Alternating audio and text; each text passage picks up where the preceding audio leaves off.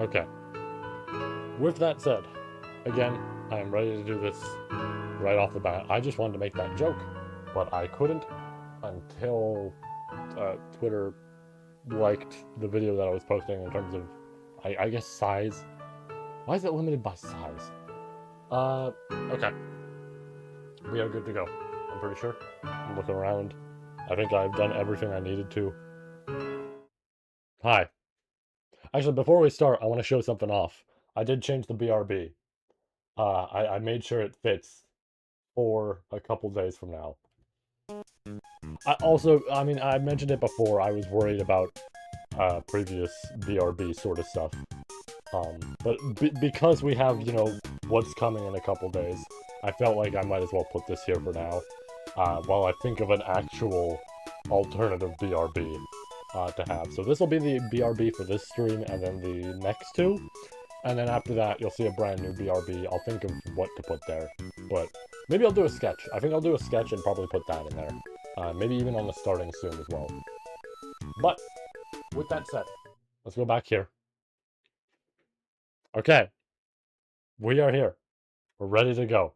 It is like shockingly dark in here, but if I do this, that solves it. Alright. I did forget to load up the actual stream chat, but if I do this first, yeah, see? So let me do that so that it registers that as the tab. And then afterwards, let me grab the chat and just put it on top.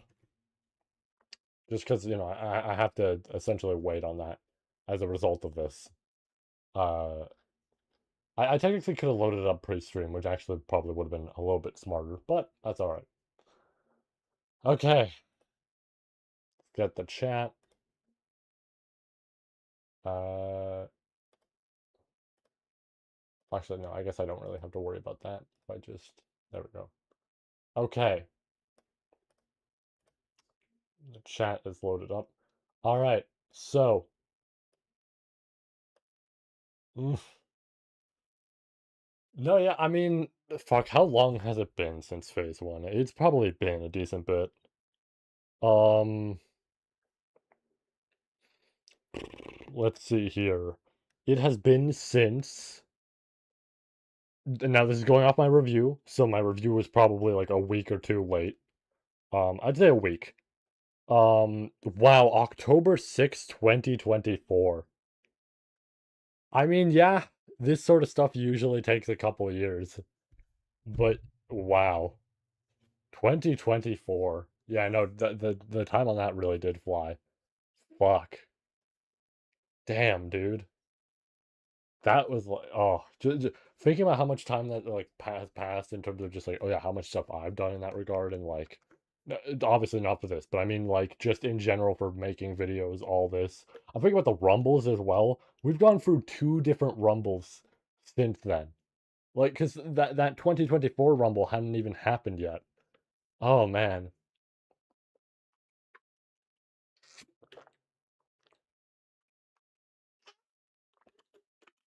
And to think both of those rumbles had audio problems, but of two completely different degrees of or like I guess opposites.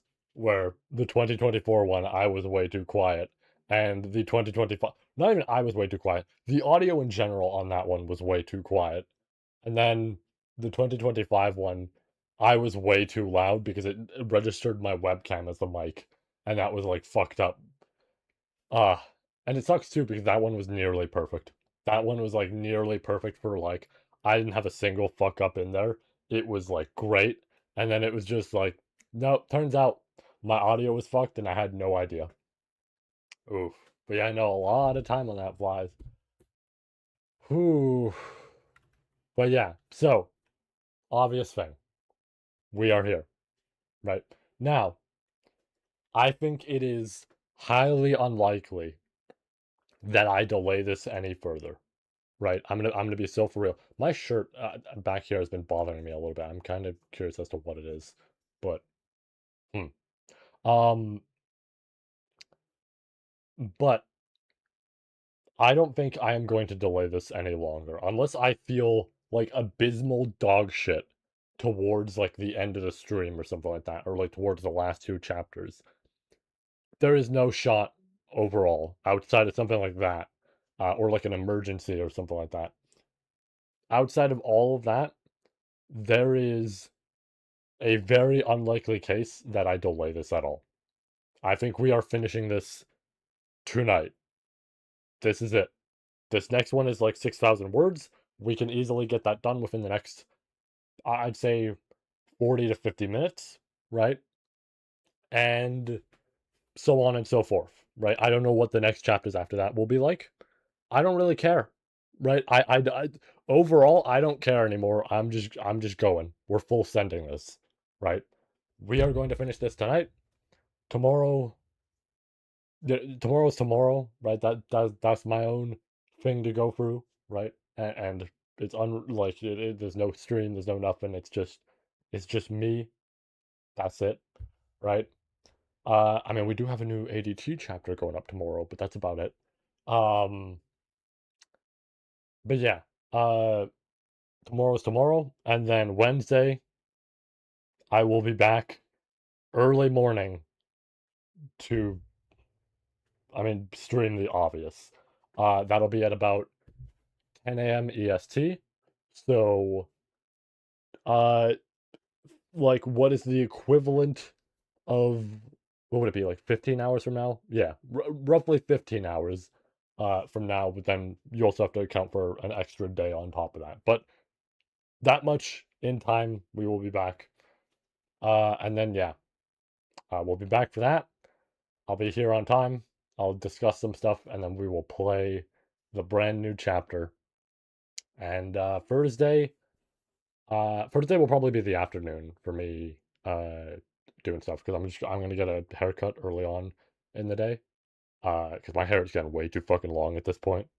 It's already reaching that point, and it's crazy because this is like a shorter amount of time than usual. Um, but yeah, Thursday we'll be back in the afternoon, and then we'll do more of that on the alternative route. Seriously, what the fuck is going on here? Um, I might change out like shirts halfway through the stream. That's what I might do. But we'll see. We'll see. That said, we're here. We might as well just get to this. Oh, I'm excited. I've been very excited this whole time because I have something I want to say in regards to the arc, but I'm gonna wait. I'm gonna wait till we get to the end because I don't want to say it too confidently yet. We have 4 chapters left. I want to get to the end and make sure I can actually say it with confidence.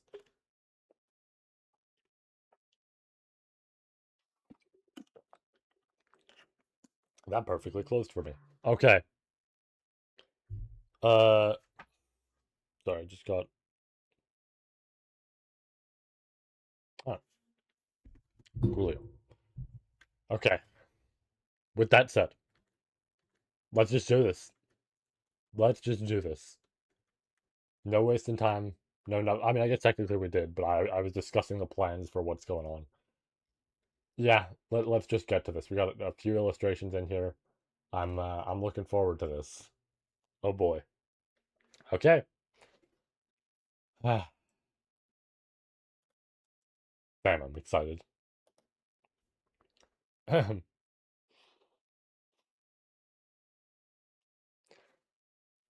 Regal.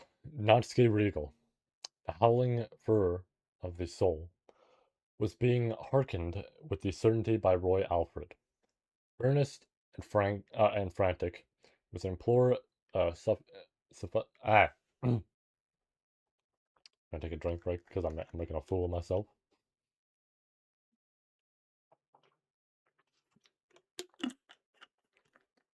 All right, now that I'm done making a fool of myself. Earnest and frantic, with an implore suffused with emotion as though submitting the chests of all listeners, such that, had it been gourmet, lay Betenkaitos, who loved the violent, impassioned emotions of harrowing gasps of humans, and the wistful yearnings of desire osculating in joys and sorrows, he would have lent his ears to that wish with delight, and, whilst licking his lips, fulfilled the humble request without question. But it wasn't Lay who's here, It's us, isn't it?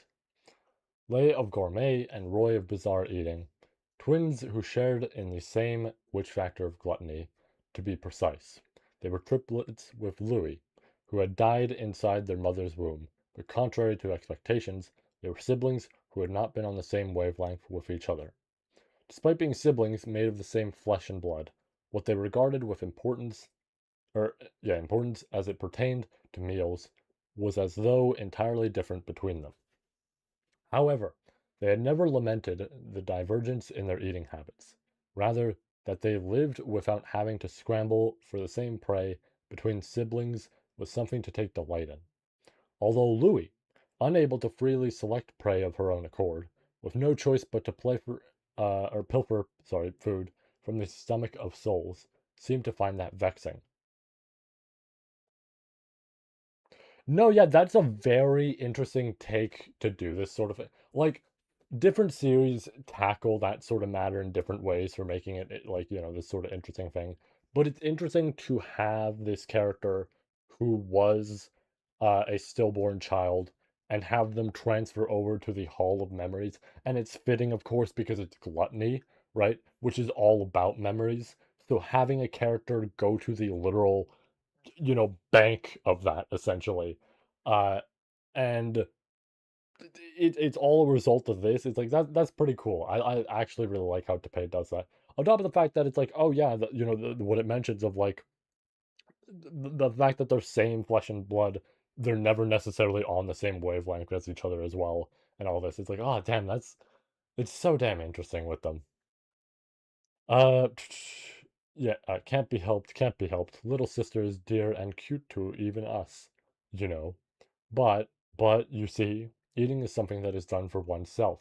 So an act so adroit as satisfying the stomach of someone else simply can't be done. So, even if he took pity on his younger sister's implorations for her famishment, uh, it was but the hunger of a close someone else. Even upon learning that Lay, ephemerally, had fallen into the tower of sand, that too was but the failed meal of a close someone else. Also interesting in this regard that, it, at least what it seems like with how it's being written, Roy kind of like views that as like, oh, that's a pity, but at the same time, too he's not too caught up in it.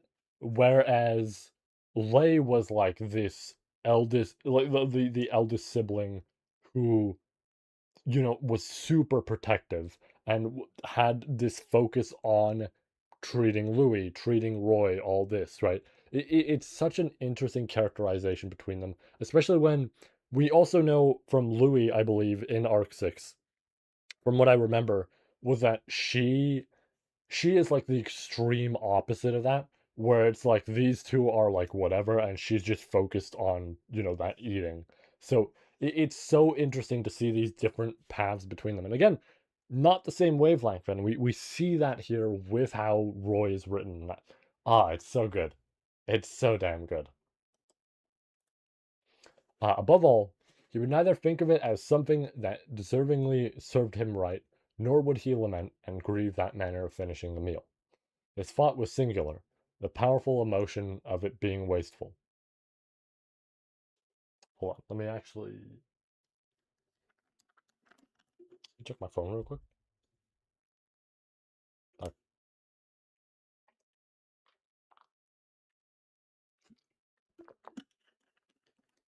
Okay, back to it. Sorry about that. Uh, but from Lay's point of our viewpoint of gourmet, someone like us, constantly starving as we were, would probably be a disqualified failure hooligan or thereabouts. But we of bizarre eating would have gladly eaten Lay, huh? See, this is what I mean. Strangely noticing that he had been keeping Lay and Louis outside of the targets for his meals, Roy had the amusing, unbecoming thought that his familial love was surprisingly unabandoned. To think that the bizarre eating, who haphazardly, excuse me, sorry about that, and indiscriminately guzzled anything that had caught his eye in entirety, had been, of all things, choosing his platters. Ah, did something truly regrettable, didn't we? It was unfortunate, but Lei had died. In addition, the presence of Louis, ever since the time spent in the Tower of Sand, could not be sensed within the stomach of souls, and it was unknown what became of her.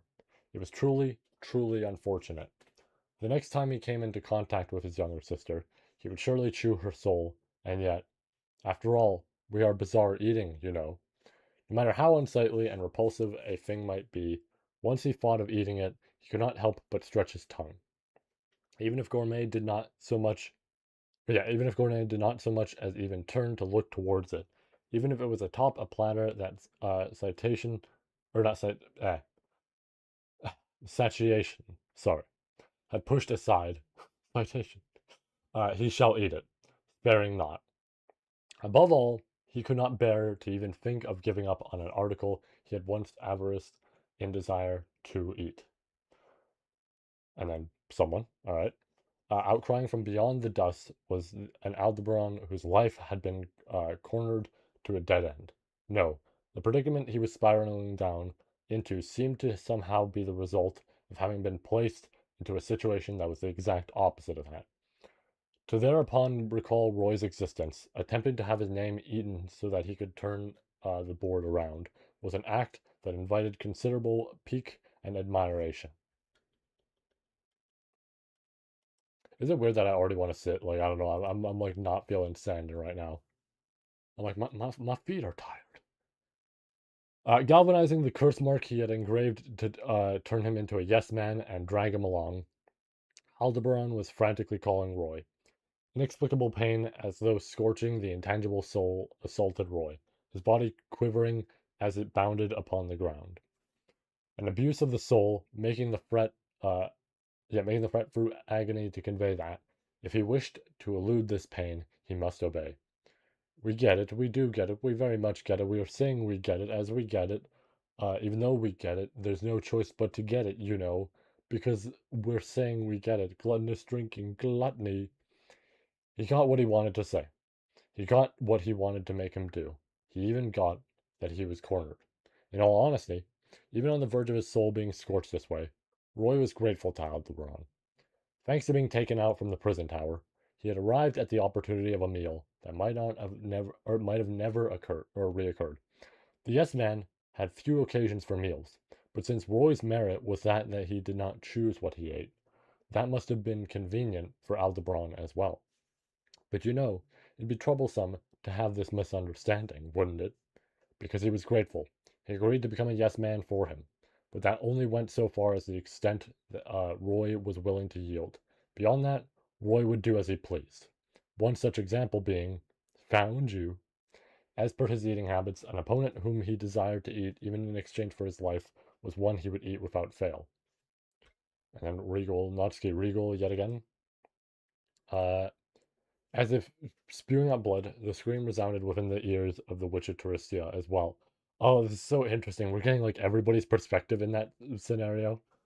Oh, which is fitting because again, the sound of chains being the title and how that relates to Arc 2, and the fact that it's talking about sound. It's like uh, it happened right, it happened right when she somehow managed to raise her body after being jostled about by a shockwave that seemed to level the ground, amidst a blast and vehement pressure that had surged forth from beyond the realm of her consciousness, inflicting severe damages upon the battlefield. Petra, are you all right? Shit, what happened all of a sudden? Is everyone safe? Even if her mind was dominated by the loud ringing in her ears, the voice of the imaginary Subaru, as he worried over her, was unconnected to her eardrums, so she could hear him clearly. What had reached her amidst that turmoil and anxiety of Subarus, as he worried for their fallen comrades, was Al's scream from the start. With the dense haze of dust, the witch of Touristia coughed up the particles she had inhaled, receiving two distinct shocks from the owl's scream, mixed in amongst the fierce winds. First was how Al was planning to use the authority of gluttony to break this deadlock. And the other was the name that Al had shouted to be his true name, Natsuki Regal. The sound of the name was clearly not unrelated to Natsuki Subaru. Given that he's from another world like Subaru, I'd figured that Aldebaran was a pseudonym, but the name that had emerged, Natsuki Regal, was far too strange a coincidence.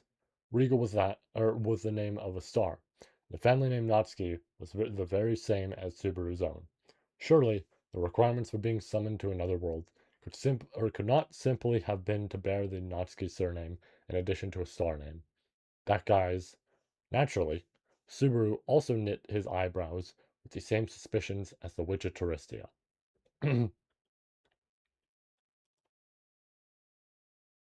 Al was full of enigmas, and although the witch of Touristia and her allies were confronting him and his resolve to make an enemy of the world, they did not have any idea about the true nature of his feelings or intentions. This, too, was just more proof of that. However, sorry, I've already made up my mind. The Witch of Touristia was not enough of a child to prioritize focus on an unsolvable mystery here. What she needed to prioritize here, or right here, right now, was not some new mystery that Al had raised to the surface, but a countermeasure against Al, who possessed a means to completely upend the game board, even now that he had expended nearly all of his cards in his hand. We take a quick drink.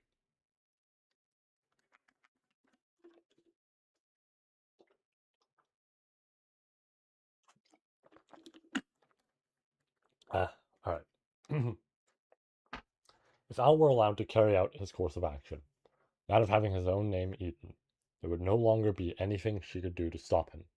Remembering what it had been like to forget Rem, the effectiveness of that had long since been proven.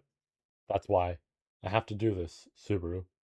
When the Witch of Touristia murmured those words, Subaru stood not by her side, but directly in front of her. Not floating, but with both of his legs planted on the ground, he stood face to face with her. Staring true into his black eyes, the Witch of Touristia felt a strangely deep emotion. The version of him present here, no matter how he strived, was nothing more than an illusion that showed her what she wanted to see. By no means the real Natsuki Subaru. From an outside perspective, it surely would have been an absurd delusion, merely a deception that was most convenient for the Witch of Touristia. And yet, you still won't marry me. Petra, I'm kidding. It's just a witch's joke meant to tease you a bit. Feels fitting considering, echidna and all that with Al. Poking her tongue out, the witch of Touristia apologized for troubling Subaru. The witch of Touristia proudly interpreted the fact that Subaru would not simply do as she had said as a testament to her own noble feelings. For the person she loved to become exactly what she wished for would make her happy, yet it would leave her conflicted. After all, I fell in love with the Subaru who told me that I'm an idiot. Now that's a real honor.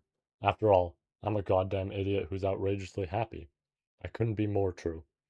As Subaru responded to her confession in such a manner, the Witch of Touristia pursed her lips. Then the Witch of Touristia spun around, turning her back towards Subaru.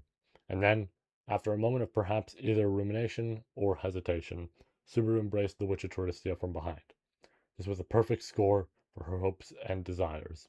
Moreover, since the real, non-illusion Subaru would have done the same for her, it did not influence the Witch of Touриstia's final grade.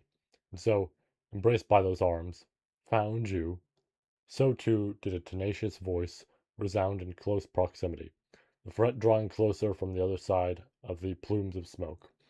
The Witch of Touristia's fingertip pointed skyward, the corona fired from it being his signal. Rushing to make haste to her was the Sin Archbishop of Gluttony, Roy Alfred.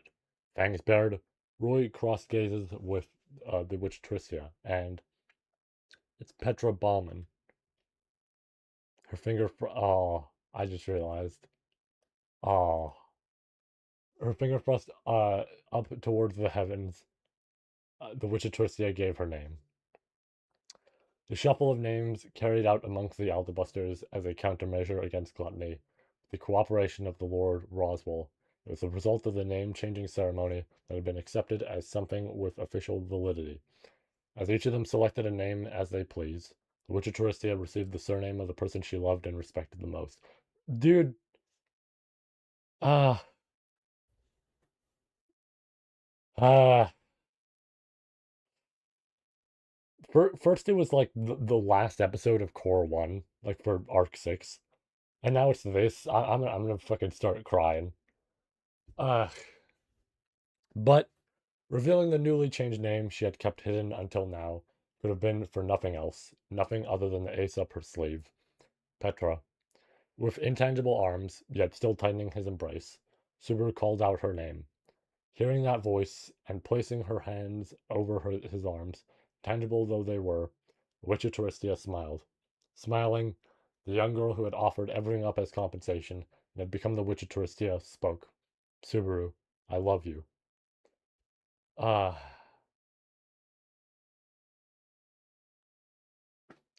fuck. Yeah, I mean, I knew it was coming as soon as the found you was revealed to be towards Petra. I knew it was coming. Oh, that sucks. But yeah,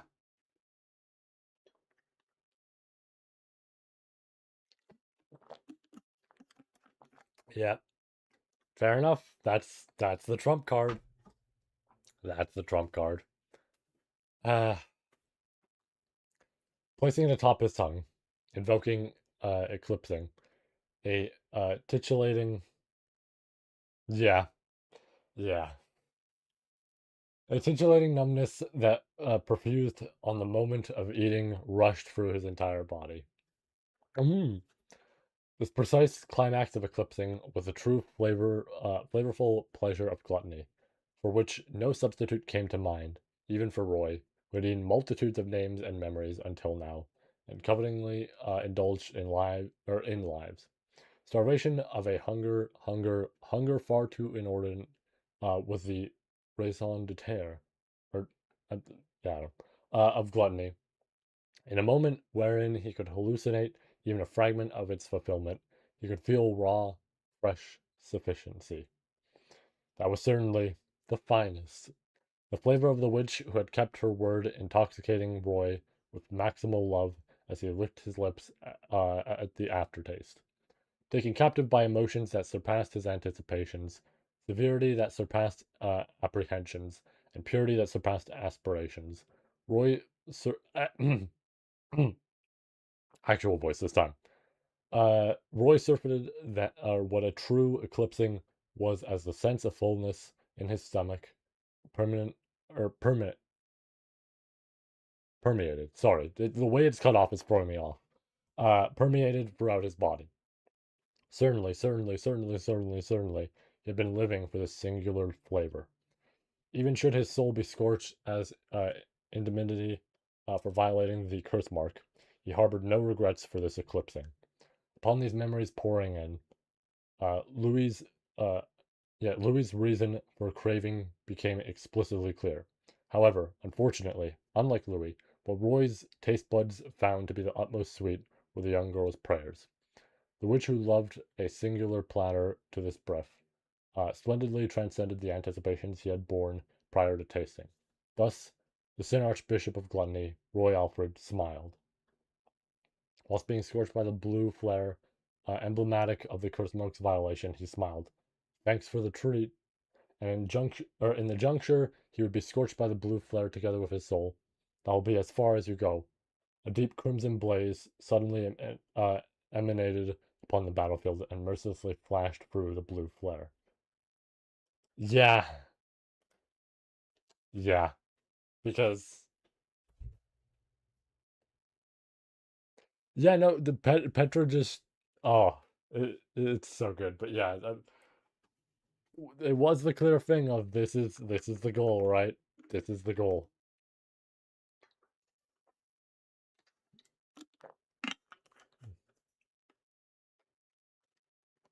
No, yeah, it's that. I mean, he does like in that sense. I guess they all kind of do, but I feel like Roy, especially in that sense, embodies gluttony the most. He did not give a shit about the fact that he was gonna die to that and like no longer exist, right? To him, that was just like, nah, I'm satisfied with that, right? You know what? This is how I go. Cool. Oh man. Oh, ooh. I I'm like, in a sense, I'm surprised that that's it. I mean, we'll see. Of course, we will see. But like, oh man, and we knew it was coming, right? Let's be blunt with this. We knew that Roy was like, this was it for him, this arc, right? There's not that many arcs left in the series. There's no shot he shows up here and lives to tell the tale, right? But, ooh, I didn't expect it that way. I will admit, I did not expect it that way. If one were asked to come up with something synonymous with the Sword Saint, Reinhard van Estrella, the divine protection of the Sword Saint would likely be the first thing they would say. However, if it were someone deeply aware of just how absurd Reinhard truly was, they would also know that one of the many factors behind his status as the strongest Sword Saint in history was the sheer number of divine protections he possessed. Ooh, excuse me, sorry. In the past, when Reinhard had done battle against one of the history's strongest existences, Saint Archbishop Greed, Regulus Corneus, the one who had been present there fighting alongside him, Natsuki Subaru, had appraised the divine protection of the Phoenix to be particularly extraordinary amongst the arsenal of his many divine protections. The power of the divine protection of the Phoenix, allowing him to resurrect even if he died, regardless of the fact that he was already nearly impossible to kill on account of his overwhelming strength, was truly an unfair ability. But if Natsuki Subaru were to learn just how extraordinary the divine protection of the Phoenix truly was, his previous astonished evaluation of it being a cheat ability would have been eclipsed further yet. Divine protection of the Phoenix. Strictly speaking, since it had already been used in the battle against the Sin Archbishop of Greed, this was the next divine protection of the Phoenix that he had received. But since the phenomenon they induced was the same, there was no point in making a distinction. The important thing was that through the activation of this divine protection, Reinhard van Estrella, as its holder, would be resurrected from his lost life, and when that occurred, all of his injuries, fatal or not, would undergo a complete recovery. Hence, at this moment, all the wounds Reinhard had sustained during his battle against the shadow of the Witch of Envy, spanning 3 days and 3 nights as he fought to avert ruination of everything at the world's edge, were undone. That also included wounds that Aldebaran and the Divine Dragon had inflicted upon Reinhardt's arms, rendering them unusable. It even blazed his exhaustion from continuously fighting with no sleep to naught. That alone would have been enough to prove the extraordinary power of the divine protection of the Phoenix, but the true value for which Reinhardt had turned to this divine protection was still yet to come. Through some plot devised by Aldebaran, the menace of the Witch of Envy had been revived in the modern day. The moment it had suddenly vanished as abruptly as when it had first appeared, Reinhardt deemed it as the end of the battle. Instantly, he decided to inflict a mortal wound upon himself. If this simply had been for the purpose of healing his wounds, Reinhardt would not have gone out of his way to inflict self-harm, and likely would have waited for his injuries to naturally heal. In other words, what he sought from the divine protection of the Phoenix was not the healing of his wounds, but the other defect the divine protection induced. That was, that moment, clad in flames of deep crimson, Reinhard was resurrected in the midst of a battlefield. That was the other extraordinary effect carried by the divine protection of the Phoenix. The flames of rebirth that allowed the deceased holder to resurrect at any location they desired. I figured it was going to be something like that, either teleport or fly over. In his battle against Regulus Corneus, the power had raised him from the ashes right before Natsuki Subaru's eyes, but in the current moment, the place where Reinhard resurrected went without saying. He was by the side of one who ought to have been fighting against Aldebaran, cleaning up after Reinhard's failure, his master. Appearing from flames that billowed in the winds, Reinhard stepped out onto the battlefield, his instincts immediately branding it an unnatural space in the throes of cataclysm. Even Reinhard could not help but be surprised at the sight, but Reinhard, turning at the sudden call, Reinhard spotted his lovely friend who had an air of seriousness about them, and held in their arms was his master, Felt. Perceiving it to be an urgent situation, Reinhard immediately hastened to his master. Held in his friend's and Fierce's arms, Felt's head hung limp, bereft of strength. Nobody was more suited to the task than Fierce, but he would at least try to say something to Oi. Quicker than Reinhard could address her, The frail rasp of a voice was spun. Amidst the dust, Felt was enveloped by a faint glow cast by Pyrrhus. Receiving the light of healing focused on her head, she slowly lifted her face, and while her vision blurred in and out of focus, those red eyes of hers captured her one and only night. Then, mustering all the strength left in her body, she put together a single sentence. That was, I leave the rest to you.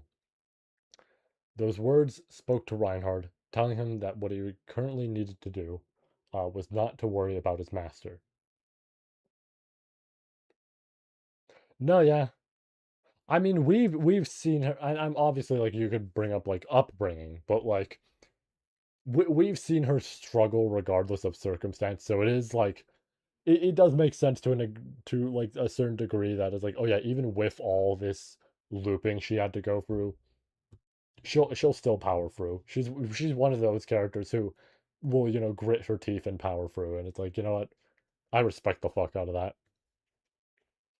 Uh Reinhard's master was strong, far stronger than Reinhard could ever hope to be. Therefore, that will be as far as you go. And trusting his master, who had fulfilled her duty to his friend and spurred onward, Reinhard advanced onto the battlefield. In that instant, he pinpointed all the presences that dotted the region, headed towards the enemy among them, who needed to be dealt with, and in his solitary flash, reduced Roy Alfred of Gluttony, engulfed in blue flare, uh, to nihil, erasing him from the world of the living. Thank you for the treat. That which was scorching the smiling Roy Alfred was a blue flare set ablaze upon the firewood of his soul, never to dissipate. Thus, Reinhardt assisted his suicide as to not allow him to suffer for long. And then, Aldono, this time I shall stop you for certain. You know, hmm, hmm. No, yeah, it is funny. It just out of nowhere, whoop. But also, I'm now considering this now that they've confirmed. Yeah, that's it for Roy. I'm considering certain arc art that I have seen, like certain covers, for instance, certain occasional visual spoilers I've seen that I haven't fully understood the background behind, but I'm considering all that, and I'm like,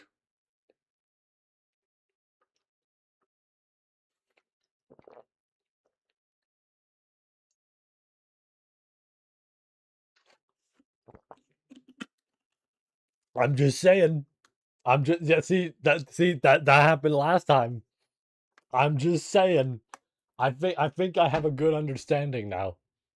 That drink, by the way, was both on purpose and then also because I needed a drink. But yeah, I mean, I'm just saying. I think I have a clue as to what that just did. I think I might have a clue, and that would explain a lot. All I need to know now, when we get to that point, is what the fuck happened to the other thing. Because again, I've seen art, and I need to know what the fuck happened there. But I guess I'll find out. I'll dunno, this time I shall stop you for certain. Kicking off the ground, Reinhardt soared toward Aldebaran, standing amidst the dust storm. Even without needing to borrow the power of compression, it was a movement of such speed that it appeared to have crushed space. Between Reinhard and Aldebaran, a girl promptly stretched out her arms. The red-haired girl had moved as fast as possible in an attempt to protect Aldebaran. Brushing her aside, Reinhard delivered a karate chop to her neck without permitting any reaction, reaping her conscience to the beyond in the blink of an eye. Fucking hit her with the Majin Vegeta. Yeah. No, yeah, it's so interesting. And like, this was probably going to happen, right? Like, this is the general thing we could think way early on is like, there's no shot all these people stick to him to a degree. Like, yay, maybe, but again, as soon as they established this complicated relationship between them, it was kind of the thing of like, okay, there's going to be more to this, right? I can't see her killing him simply because of what happens here, right? Heinkel, I knew for a fact, especially with the previous volume, I knew for a fact Heinkel wasn't going to follow through with this shit, right? The dude's a coward, but he's also like he's a coward, but to a degree, I think if he's backed into a corner, it's the usual thing that people will say of like, oh, you back this creature into a corner, it'll eventually bite, right? And it's like it's that sort of thing of Heinkel has been backed into a corner for the past few arcs. I figured that no, regardless of what he wants in this arc, he's eventually just gonna, switch around. And then of course, Roy is like, yeah, I mean, Roy is an archbishop. If he is presented something that seems more ideal, by all means, he'll take it, right? So it makes sense that it's like, yeah, everybody ultimately kind of betrayed Al in the end, and he's got no one. He's pretty much, in a sense, I mean, like, yay, technically, but like, he's got no one now. No, yeah, that's another thing. Heinkel is a good person deep down. He is a bit of a coward, not even a bit. He's decently a coward with some of the stuff he does, but he is ultimately a good person. He drinks a lot. He, does all this bullshit that we've seen, but ultimately he is a good person, right? We can tell from Arc 7, Arc 8, uh this right, arc 9 right now, that he is trying to be better. We know that he is actively trying to do better, and just every time he's confronted about it, he gets mad at people, but at the same time he's also mad at himself. He's mad at his own existence. When he fought, I'm forgetting his name, but we know who I'm talking about, the big golem dude, like the steel golem dude from Arc 7 and 8 in Wallachia. He was one of the generals. Uh, when they were up against him, we kind of saw that with him, where he was pissed at himself the most just because of that. Yes, thank you, Mogura. Um, no, yeah, it makes sense for Heinkel to be the other like candidate for a main character because it's, or like protagonist, because it's like, yeah, he fits. He is a very similar sort of character in the sense that he's very self-loathing. He doesn't believe in himself a whole lot.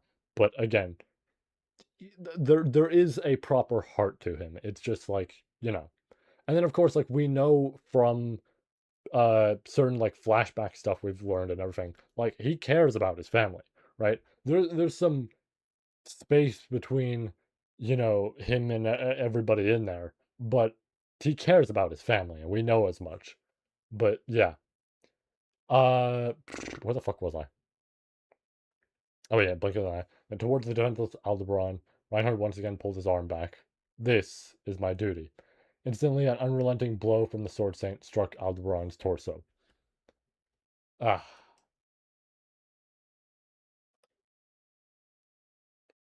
yeah. And like, here's the thing. I see people also occasionally dog on Wilhelm.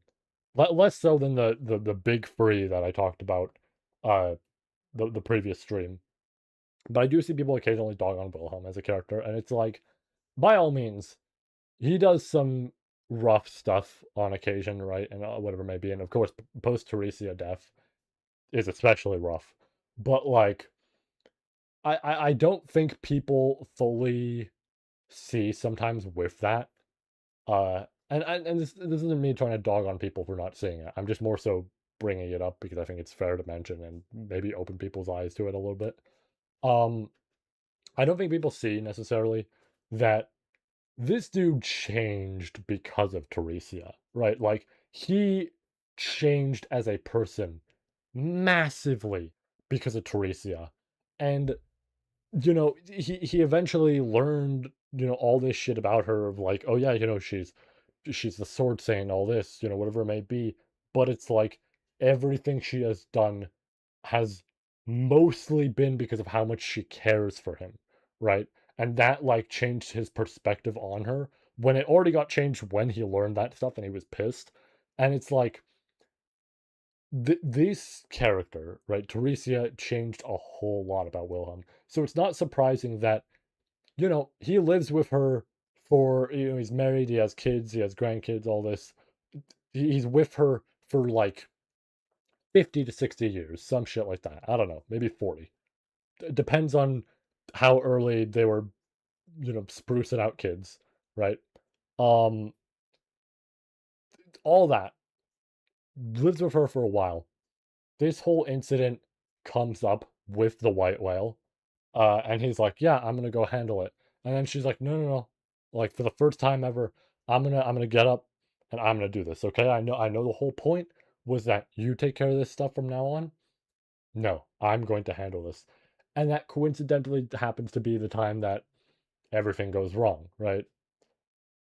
Yeah, like that's one of the craziest parts of her character is like, and again, it makes it we've seen it with her of like she doesn't like seeing the people around her die. She doesn't like killing people. She doesn't like fighting all this.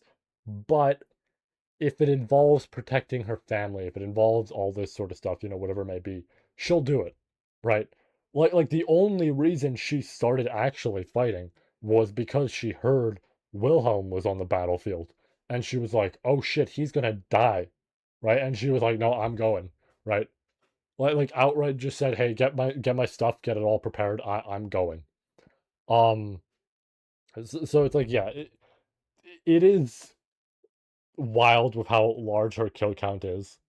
And it's like, yeah, ooh, she probably isn't living too pleasantly in the afterlife, but it is like there is still that aspect of her character of having that sense of care for people, right? Having that sense of care for her family, all this, and like despite everything, it's like she is probably the nicest in the whole Astrea and other side, obviously like family.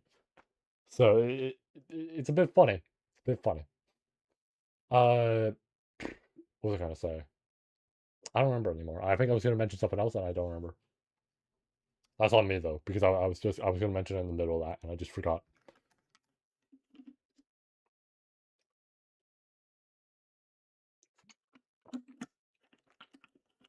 Ah, all right.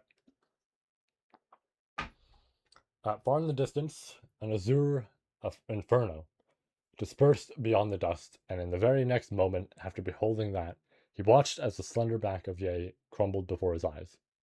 He had been about to reach his hand towards her as she abruptly fell. Which parts of his mind had been at work to cause that? See, yet again, either way, Aldebaran's hand had failed to reach her, same as it ever was. Then, without so much as a moment to blink, a white flash scythed across Aldebaran's torso. Oh, two. Without a doubt, as the strike of the hand flashed across his waist, Aldebaran was cleaved right in two. But regeneration commenced at the very moment he was split apart, and Aldebaran's flesh was restored with a vigor as if a video played back in reverse. Ooh, excuse me. Sorry about that. Instantly mending the halves of his bisected body.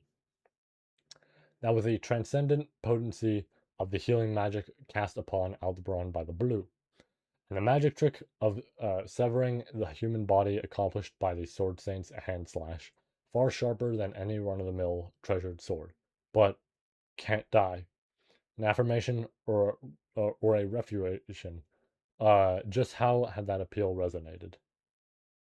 No, yeah, it's like, yeah, if Furious can get that healing before anything happens, oh man, oh man, a blow from Reinhard, yes, from Reinhard. He who ought to have been neutralized by the summoning of the Witch of Envy had appeared, and although Aldebaran had basked in his unrelenting karate chop, he did not die. Given that he had bisected his torso, Reinhardt had surely launched that attack with the goal of slaying Aldebaran. But the healing arts of the blue surpassed even the murderous intent of the Sword Saint, impeding the activation of his authority. For a moment, ignoring the pain that he was not sure even existed or not, Aldebaran pondered. Reinhardt was present. Problem. Trouble. All of his calculations were set back to square one. Moreover, the reason for his presence was not simply because he had forsaken the world, it meant that the Witch of Envy must have withdrawn. If the Witch of Envy had withdrawn, it would have been because that the witch she had needed to silence had been lost. In other words, it was proof that Roy had broken the oath of his curse mark and had used his authority on the Witch of Touristia. and he had done so fully aware that he would pay the penalty with his life. As an act of retribution for having been forced into submission, had the Sin Archbishop thrown away even his own life? Only one thing was certain. Any chance of Aldebaran breaking through the situation with his own efforts had been severed. The possibility of gluttony had slipped through his fingers. Recognizing the fact, Aldebaran sparked his thoughts as he grit his teeth, resolving himself to use every last one of his actions from this point forth to break through this deadlock. Oh, I keep doing that joke every time. It's going to get old. Every breath, every pulse, every drop of sweat from his fingers. To none would he permit any futility. With that firm warning to his own soul, Aldebaran embraced the falling Yea. He embraced Yea. Ah, this was right after Aldebaran had decided on what he must do. Fully utilizing every fraction of every instant, from that moment's forth, he would overcome this accident. That was what he had resolved his heart to do. And yet, why had he reached towards Ye and embraced her? She had lost consciousness, and the odds that she had just masterfully playing dead were zero. Even if he were to hold Ye up, he would not be able to break through the situation. And yet, for what reason had Aldebaran? You know it deep down, too. This will be as far as you go. As Aldebaran stood dumbfounded, failing to understand the meaning of his own actions, Reinhardt's voice, unimaginably healthy for one who had been engaged in a death ballot against the Witch of Envy, struck his ears. Reinhardt was simply telling him to give up. This would be as far as he went. He was telling him, "Well, you're also surely carrying a lot on upon your back, Sword Saint. But it's not as if I started this with a resolve so cheap that I'd relinquish it at the drop of a hat. It's not over. Not yet. This this is nothing. Don't you go thinking that I'd give up so easily." Putting up a brave front, Aldebaran glared at Reinhardt. By suppressing his opponent in sheer intensity, he wished for at least one thing that his fingers could grasp onto. But, in response to Aldebaran's vigor, Reinhardt raised the hand he had used to slash him aloft and responded. The karate chop that the Sword Saint had performed to split Aldebaran in twain, that very hand was clutching something. Something that could not possibly have been there. A black orb woven by magic. Even with this? Left speechless as he stared motionlessly with his eyes wide open, Aldebaran realized that the Sword Saint's flash from earlier had not aimed for his life, but specifically for the bisection of his torso. With that as his target, Reinhardt had done it. Believing in the power of the blue, he'd quite literally split his stomach open.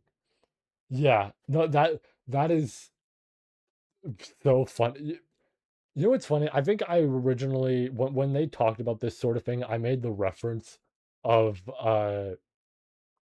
I don't know if I went all the way on this, but I think I made the reference of like, oh yeah, like Dragon Ball GT, like fucking eating the Dragon Ball and then having Omega being like, okay, I'll just fucking rip your stomach open to get it out, right? And I think I had at least said that sort of reference, and I don't remember if I said that follow-up line in regards to Omega, but I do find it funny that unlike that, where that is kind of just said and nothing happens, Reinhard literally opens him up, knows that he's going to heal, but opening him up like that wasn't to kill him. It was to get the orb. Like, that's really fucking funny. Just, yeah, open it up and just be like, let me just scour through this for a sec. Okay, yeah, right there. Just, uh, in splitting Aldebaran's stomach, he had retrieved it. That which ought to have been discarded at the Grand Mogulad geyser in the hole which led beyond this world. But even so, it can't be broken. The shock had worn off. Even so, he still possessed the initiative. Devised by the witch, it was a forbidden art that reliably sealed away any. See, they're saying this, but we're talking about Reinhardt here. So let's see what happens. Any who had been granted power by a witch factor. Even with Reinhardt's absurd levels of power, even with the world-rending breath of a dragon, it could not be broken. Thus, no matter what happened, Aldebaran would not lift that seal. No, it's Subaru who's sealed in here, isn't it? In that case, it can be drawn. Instantly, a torrent of power surpassing all normalcy quaked the atmosphere, and a shudder certainly ran through the world.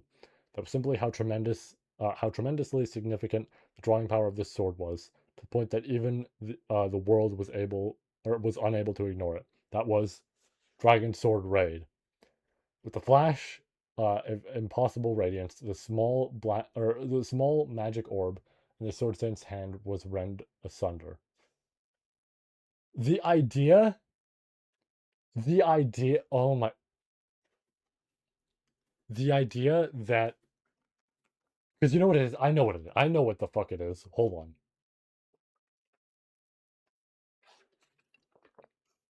I know damn well like he can do this. The idea that presumably this is because, you know, Satella, Witch of Envy, all this, right?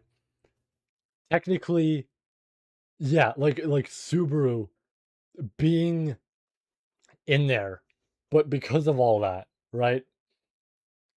He's allowed to draw it. It's like that's fucking wild, dude. Right? The idea of, oh yeah, you're worthy as a result of that. That's fucking wild. Oh, I mean, yeah. If he can draw it, yeah, I mean that's gonna be the thing that breaks it. That's so good. That's so good. I love that line of just, oh, it's Subaru that's in here, right? Yeah, I forgot he did do that. Yeah. Oh man. Just the fact that he points that out, like, oh, it's Subaru in here, right? Okay, you fucked up. It's like if it was just, you know, oh, like Miss Beatrice or something, sure, I wouldn't be able to break this. I'd be fucked, right? I was like, I'd be fucked, that's it. Right? Can't do much about that. But you put Subaru in here. That's pretty easy, right? Just, oh man, that's fucking wild. That also, I mean, it makes sense, but I guess that implies more so that the sword explicitly only kind of lets loose uh if you're face to face with the person, right? Like you're actually facing off against them, more so is what I mean, and not just they're in the general vicinity. Because then, of course, as a result, then it would be, well, arc 1, arc 5, he could have done that either time, right? But it makes sense if it's like, yeah, no, specifically, explicitly, if you are fighting the person, then sure. Um, it does lead me to wonder what would happen if he was allowed to, like, I'm curious to see what would happen with the sword specifically if he was fighting someone, or not fighting someone, but like let's say he looked at Subaru, right? And he was gonna fight in quotations Subaru, unless he needs that like resolve to do so, right? Uh, no, yeah, uh, unless he needs the resolve to actually fight someone. I almost want to know what would happen if he was allowed to draw it on a person and then switched over to someone else that he wasn't allowed to draw it on. I'm curious to see, like, oh, does the sword, like, I don't know, where drop to the ground? Does it magically, like, get back up and just go right back into the sheath? Right? It's like, ah, it'd be interesting to see. I think it would be interesting to see. I'm not saying it should be written in there. I'm just thinking, like, like the Q&A stuff that Tappei loves to do. Which I shouldn't even say Tappei loves to do. I think any offer kind of does it. Um, but I think that'd be an interesting question to pose to him of like what would happen if he drew that against somebody who was worthy of it and then switched targets to someone who wasn't, right? What happens to the sword then? Uh, okay. There's nobody who can defeat you, you who I created. Those were the words of the witch who had taught Aldebaran everything that he knew and had bestowed upon him the name of the following star. Look at that. It is mine victory again. Those were the words of the Sun Princess, who had given meaning to Aldebaran's life outside of being a following star. The foolish, powerless Aldebaran had lost both of them. So, despite being one possessed an authority that was supposed to, sorry, actual throat. Mm, mm.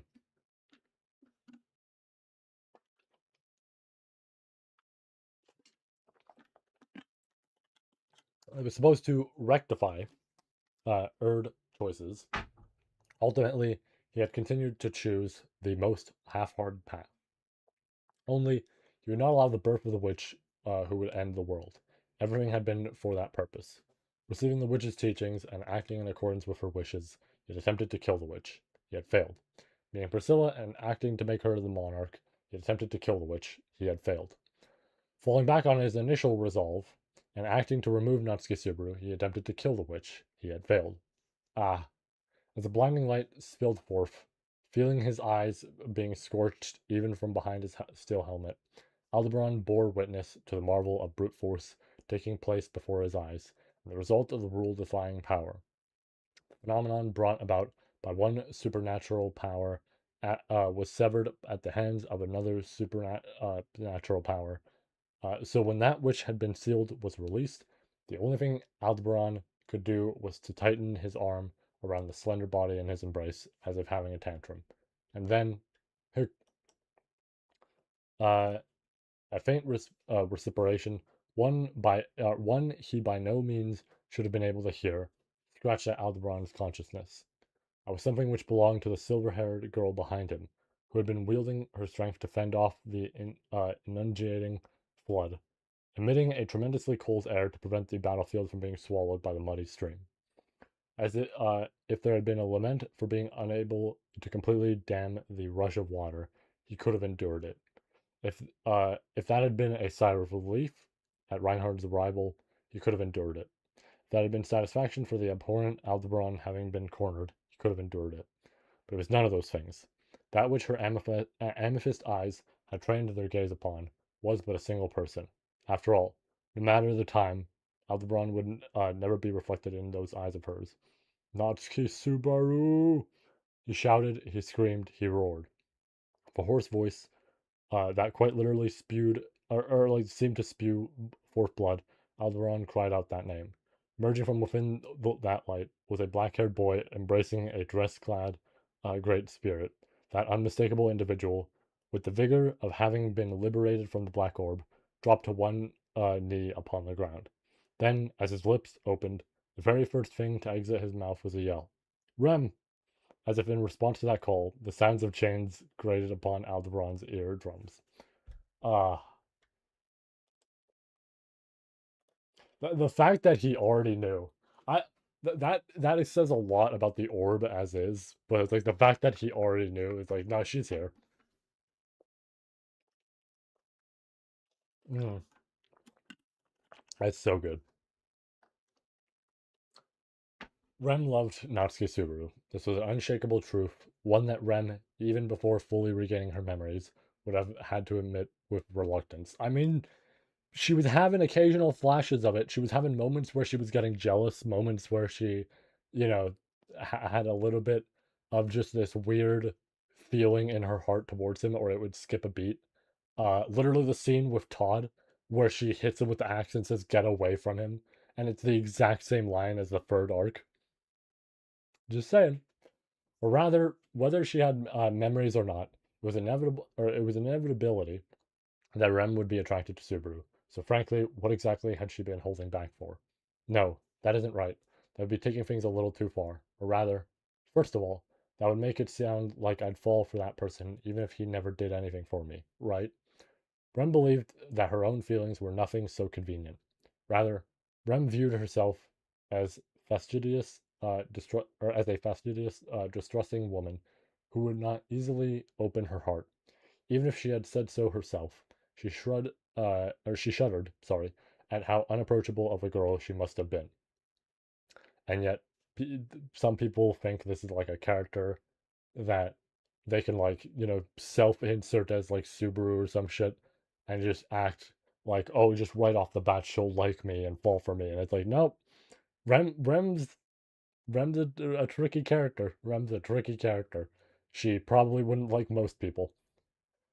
She was vastly different to the honest and compassionate Ram, and the cute Katya, whose true feelings were painfully obvious despite her abrasive attitude. Indeed, the original Ram had been an unapproachable girl with a poor attitude and an ugly personality. No, yeah.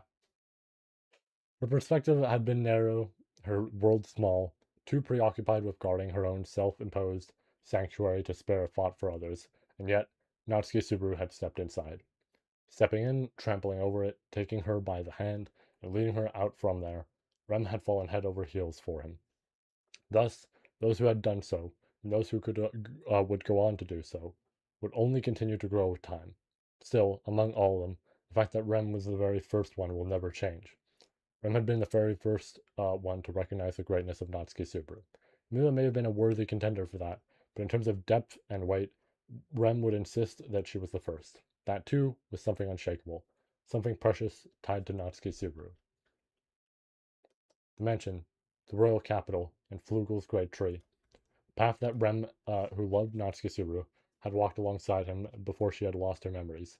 The jungle, the fortress city, the imperial capital, the coupled dragon carriages.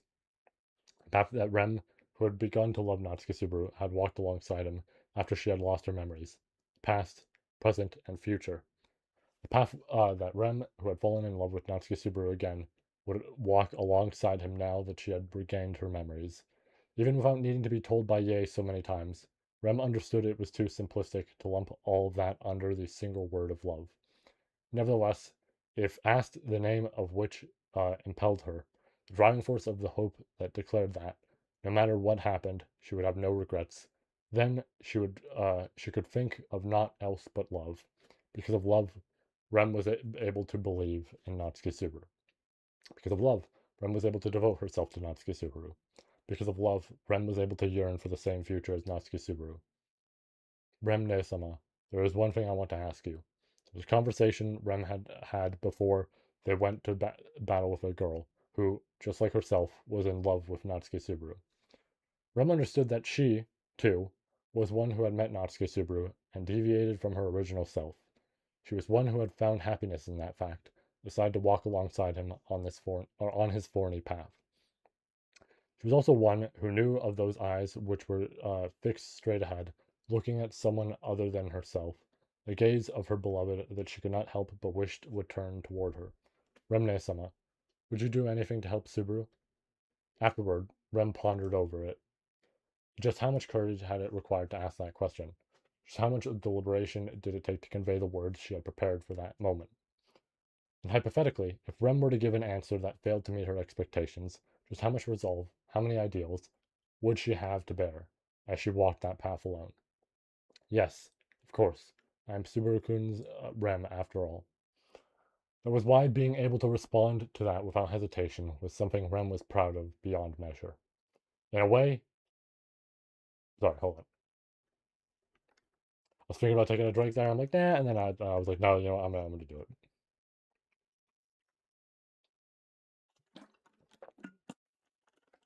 Okay, now we can continue. In a way, it was a contest of whose feelings for Natsuki Subaru were stronger. There was a hidden vow that she could never entrust to Amelia, the one he fell in love with. What would happen if that vow were to be fulfilled? The truth was, Rem had no clue. The only thing she knew was that it would help Natsuki Subaru. No, to the contrary, that it would allow her to be the first among the many feelings Natsuki Subaru, a kind-hearted boy, would bear. To wish for more would be extravagant.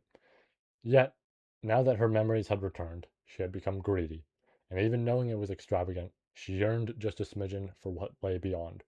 For example, once that boy was pushed forward by Rem and the others onto the path he walked, then she wished that he would feel the devotion of Rem and that girl, not just as a mere ripple on the surface of his heart, but as much more a great wave. That alone was Rem. Ooh, excuse me. Sorry. The moment his figure appeared beyond that white light, Rem's endearing sentiments shattered. In that moment, swept away by a torrent of unceasing emotions that surged from within, Rem felt an irresistible urge to cast everything aside and rush into his arms. She endured it. Immediately after, the earth beneath her feet exploded upwards, and the rising wall of rock threatened to engulf her entire field of view, only to be swept aside in a single flash by the Sword Saint, leaving the lingering afterglow of the flames upon his form and clearing the path. Directly ahead, straight in front of her, Rem in the eyes of the boy she loved most, or like she loved met.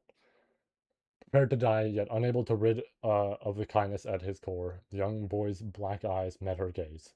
1,000 words she longed to convey, 10,000 feelings she desired to express, 100,000,000 prayers she wished to offer. Swallowing them all, Rem said, once more, please make my current self, please make Rem fall in love with you again. That instant, she swung her arm with all her might. The iron ball flew true, striking straight through the sky. The sound of chains ringing out.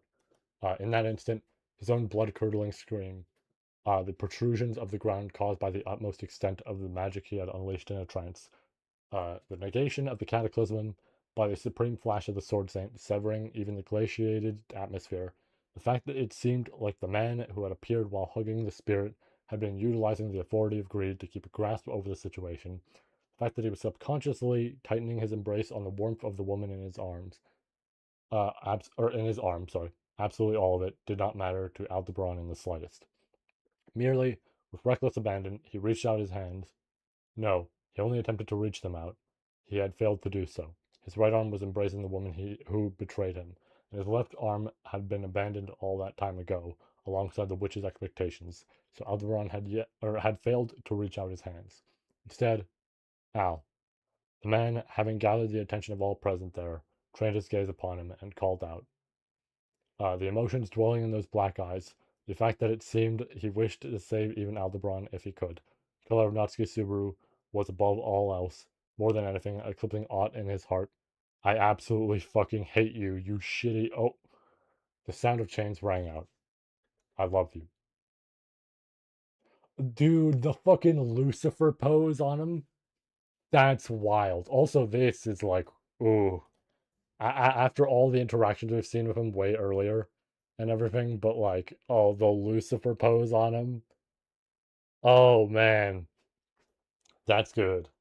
That's good. Let's switch over here temporarily while I go like that art and then load up the next chapter. I'll also probably just check word count just for fun, but oh man. Oh, it's so good. It's so good. Oh, it's not that one. That last one isn't even credited, or not credited. It's credited, but it's not there. I don't know if I should scroll just in case. I'll look at a later point. I will look at a later point. I'll keep note of it. I will absolutely keep note of it. But yeah, ooh, that's good. That's really good. Uh, let's do the usual thing. 4,800 words. Okay. Yeah, sure. Yeah, all right. Sure. Sure. Why not? How much water I got left? I got like relatively enough. If I need to get more, I can get more.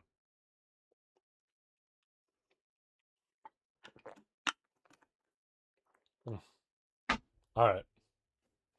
Let's just go. Let's just let's just keep going. Fuck it. I love you. With a deep exhale, he pulled out the bowstring of resolve deep within his heart. His exchange with those girls at a moment prior, especially the consideration of Petra, caused an ache in his chest. Even Melee, with her insincere devilish attitude, and Flan, with her business-like demeanor, seemed to worry about him in their own ways. And so, with Beatrice at the forefront, this was a lineup of superb young ladies. As expected of the nickname I don't enjoy, but we're just gonna keep going, I guess. Though it seems like a dishonor for both sides, regardless of how it had been when he had first been bestowed that title. Petra and the others would not stay young forever. So long as he accompanied, or so long as he was accompanied by the eternally youthful Beatrice. I forgot. However, the day would never come that the person in question would be stripped of that alias. Of course, it would be a different story if he were ever parted ways with Beatrice, but if only he could do such a thing, eh? In all likelihood, it would have made this plan considerably easier to execute. In fact, with the exception of Beatrice, he never encountered a great spirit of the yin attribute that was amicable to humans. He considered that to be also be part of her design, but he could not speak for certain on the intentions of the witch's links, separate from the witch whom he had known. At any rate, specialist of the yin attribute, considering her origins, there was a fear that Beatrice would be able to decipher an essential factor to the plan. And so, the timing was critical. Beatrice was soul bound to the target through a contract, so he would have no choice but to ensnare her in the forbidden art as well.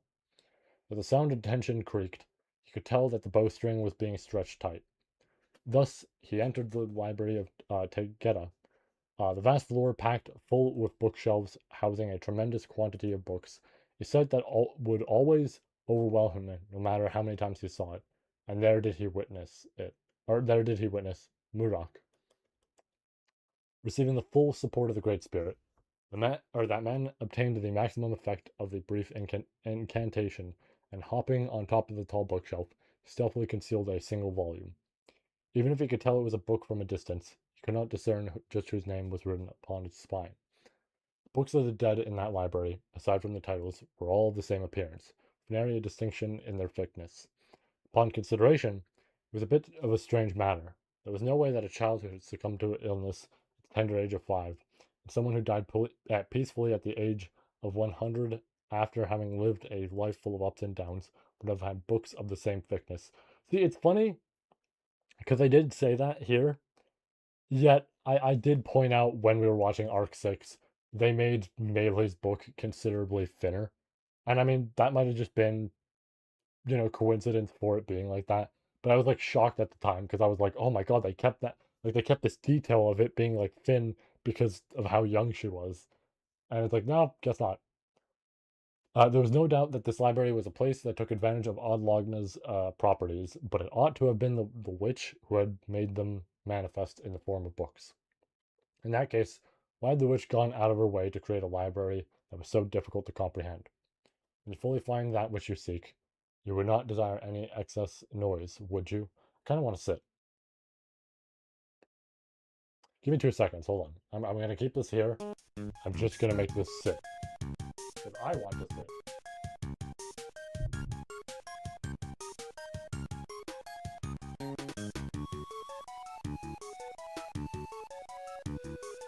Okay. Should be fine. I'm gonna just reel myself in. Also, want to make sure my camera's good. Yep. Alright. We seems fine. Oh wait, that's the wrong one. There we go. Now we're on the right one. Perfect. Okay. Continuing forth. Alright. Let me also turn that off. There's no doubt this library was placed. Yep. In that case, why had the witch gone out of her way to create a library that was so difficult to comprehend? You finally find that which you seek. You would not desire any excess noise, now would you? Vocalizing an utterance that the witch herself seemed like she might have had, it sounded like it might have, it might have really been the right answer, filling him with unpleasant feelings. To begin with, he wished to avoid recalling the witch as much as he could. Ever since she died, he found himself recalling the witch as if recoiling from everything that had occurred up to that point. There's nobody who can defeat you, whom I created. For a moment, he pondered. If this was a library containing books that chronicled the lives of the deceased, then naturally it stood to reason that the witch's book would also be somewhere around here. Thus, look at that, his mind victory again. The voice to which he plugged his ears, averted his eyes, and kept at a distance in rejection from his soul, the Book of the Dead of the voice's owner, would also be located here. What do you mean it was your victory, Priscilla? In those unforgettable last moments, in those final minutes he shared with her, she had worn that triumphant smile.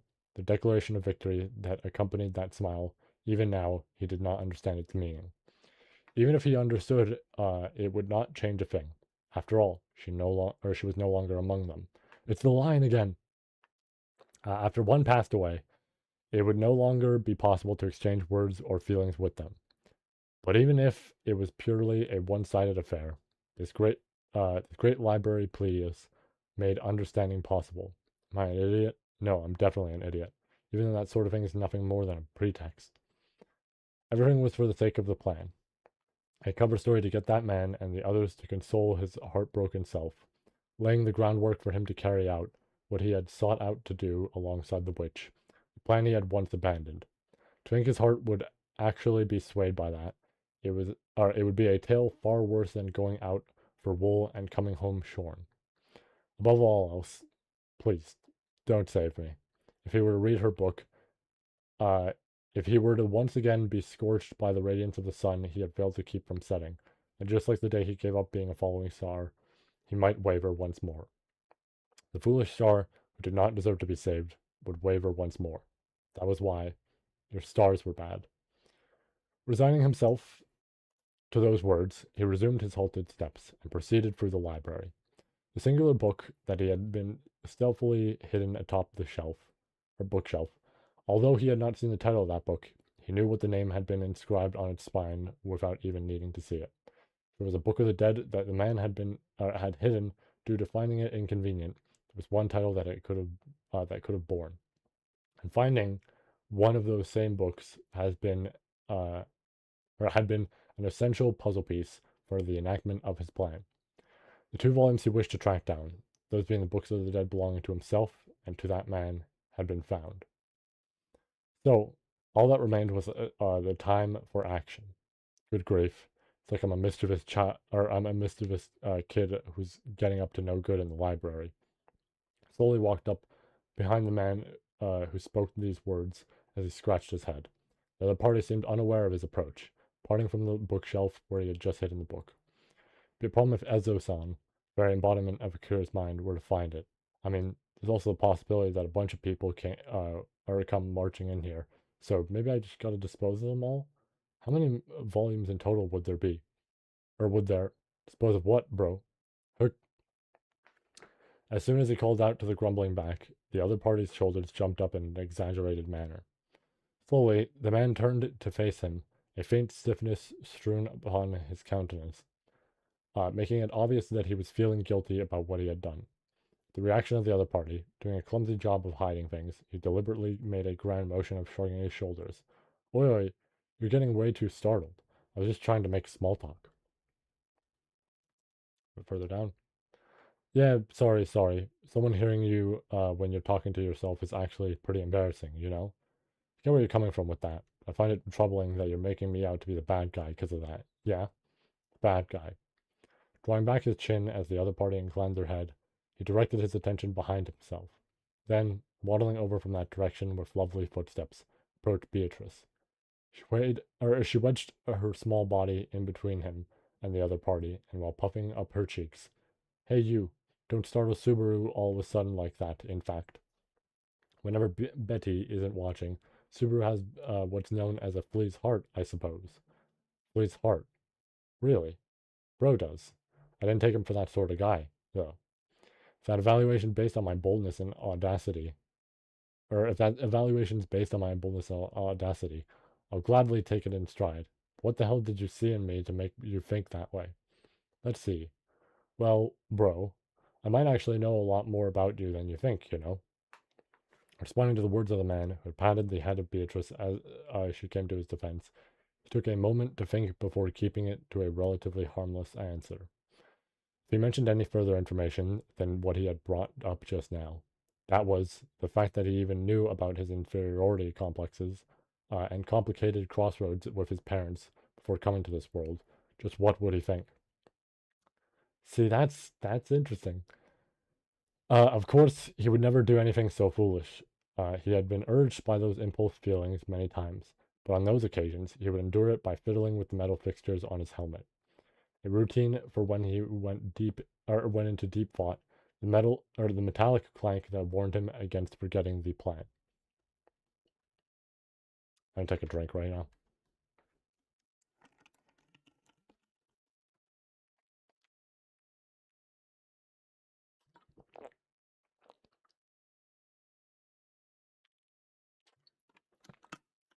I do like that this chapter seems to be the same stuff as the library, but we're getting Al's perspective. That's really good. That is rather interesting, in fact. It's quite shameless to claim such knowledge about Subaru before Betty, I suppose. You're making light of the sweet relationship between spirit and contractor, in fact. It's precisely because it's sweet. Good grief. Sorry for getting in the way of your passionate honeymoon. As he clicked and clacked the joints of his helmet, Beatrice stood with her arms crossed, thoroughly offended. Shrugging his shoulders in an effort to not upset her, The other party awkwardly scratched his cheek. Nah, don't worry about it. Beiko and I get all lovey-dovey whenever time allows it. Right now, well, see? We've got to prioritize the library, don't we? Thank you for accommodating me on everything, yeah? No, seriously, no joke. Let me thank you again. Even if it's just 3 days. Must have been troublesome to set aside this time for me. Beiko-chan, sorry for bringing Bro along with me. Thank you for coming with us. Betty and Subaru are one, so it is a matter of course that we are together, I suppose. Also, Betty is not so benevolent as to repeat the same warning many times, I suppose. Correct it by yourself, in fact. Gotcha, gotcha. She's very kind, your kid. Mm, yeah. The man gave a wry smile, struggling to get his words out, and Beatrice gently clasped his hand. For some reason, the conversation was not quite bouncing along. Though it brought him no joy, he and the other party had good, responsive chemistry. The tempo of their back and forth ball game of a conversation ought to have. Sorry, I felt like I had something like crawling on me, and then I looked and it was nothing. Uh, to float, uh, to float smoothly, for it to have become this stilted was perhaps because he had thought something inconvenient had been spotted. Perhaps it was because he had concealed a book different from the one he had expected. For instance, could it have been one of the two volumes he had envisioned just earlier. Al, how are you feeling? What kind of question is that? It's like you're the parent of an adolescent who's struggling to get a grasp on a sense of distance. As you can see, no results just yet. Thought that it might be possible in 3 days, but man, I'm really at a loss with this number of books. It's really on the level of finding a single needle dropped in the desert, isn't it? Like, but don't give up, man. Let's search properly. I'll do my best to help. Oi, oi, bro. Just when he thought that, the other party suddenly adopted a proactive position, taking him aback. Time and time again, the other party, sorry, had vowed unwavering sincerity towards him, proclaiming that he would be of help.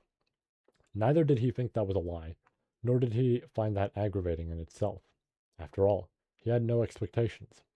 That which he had hoped for the most, that which he had wished the man to do, had not been done. That was why. Knock it off with the sentiments that muddy up exactly which one of us had wanted to come here in the first place.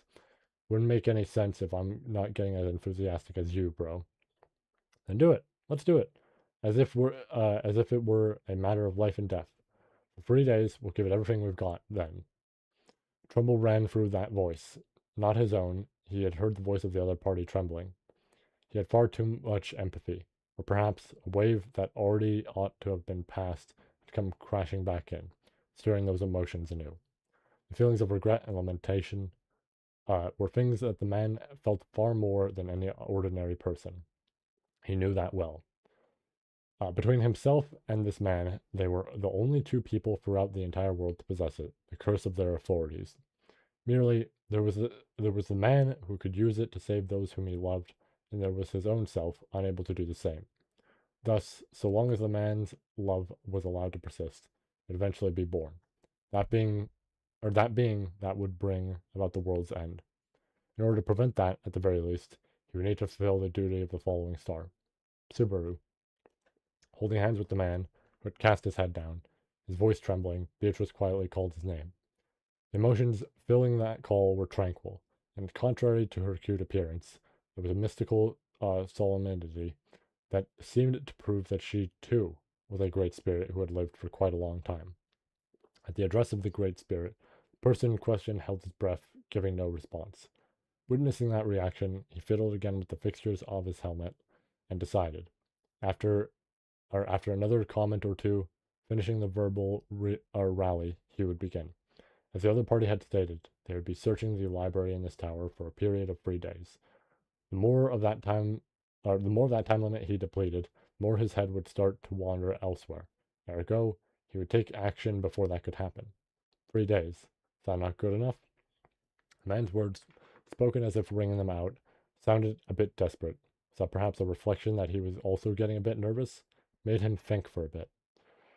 If he did not find the Book of the Dead across a 3 day search, and could fully glean the emotions that woman who was no longer among them had left behind in her final moments, what might happen? He could say it with certainty. It would not change a thing.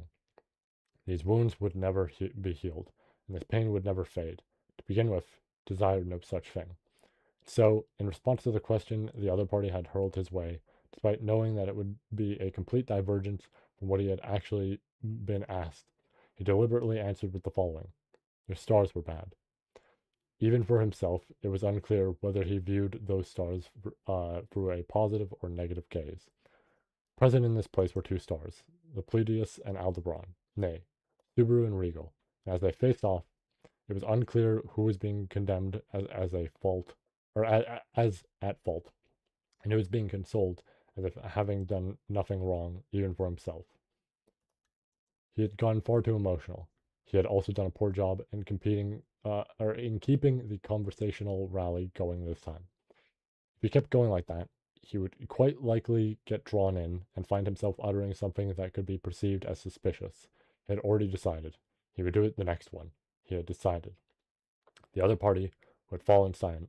The man who had been named for the stars and bestowed the names of these stars, after he finished his next remark, he would commence.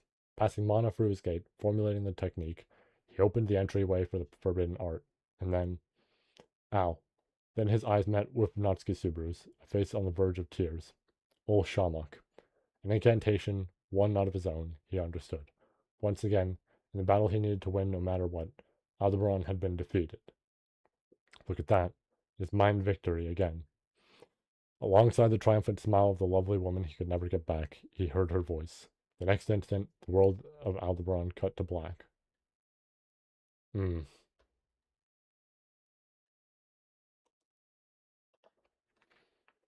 Man.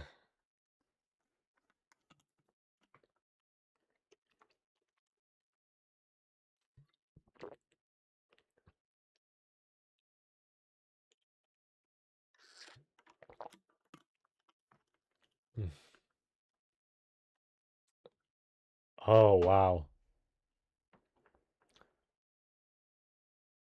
Yeah.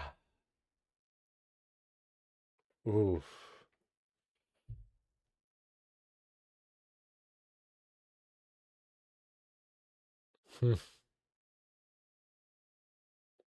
Yep.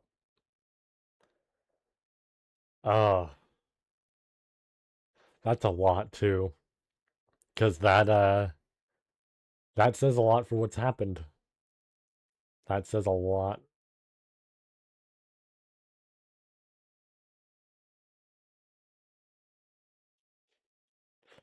Yeah, I mean that's what I had thought, but yeah, no. Oh man.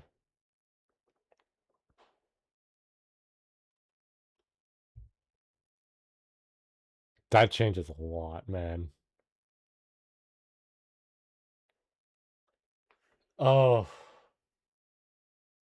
that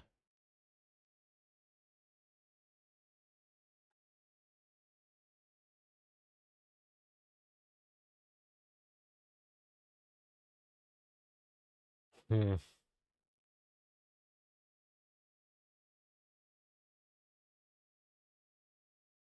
Yeah, I was gonna say some of it feels different. Oh, dude.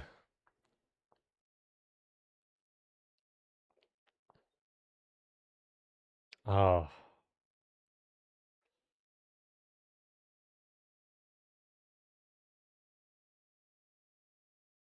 Mm. Oh, that poor girl. Man. That was probably rough for her. Yeah, I mean, it makes sense why it's called that now, because, yeah, of course, Arc 2, when that is brought up, that's, you know, oh, that's rough. Because now that also means that's still not even there. She still didn't have their things back. And then, yeah, that means Roy's still around, or at least would imply that. And then Frem's back to having the memory loss. Oh,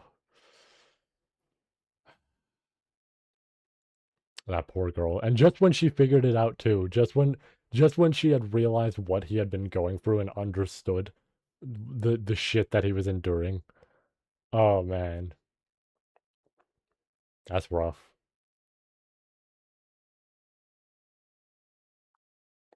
That's rough. Oof. See, I like this a lot. Fuck, this is gonna lead me to say what I want to say at the end of this. Um, yeah. So this is the thing. Uh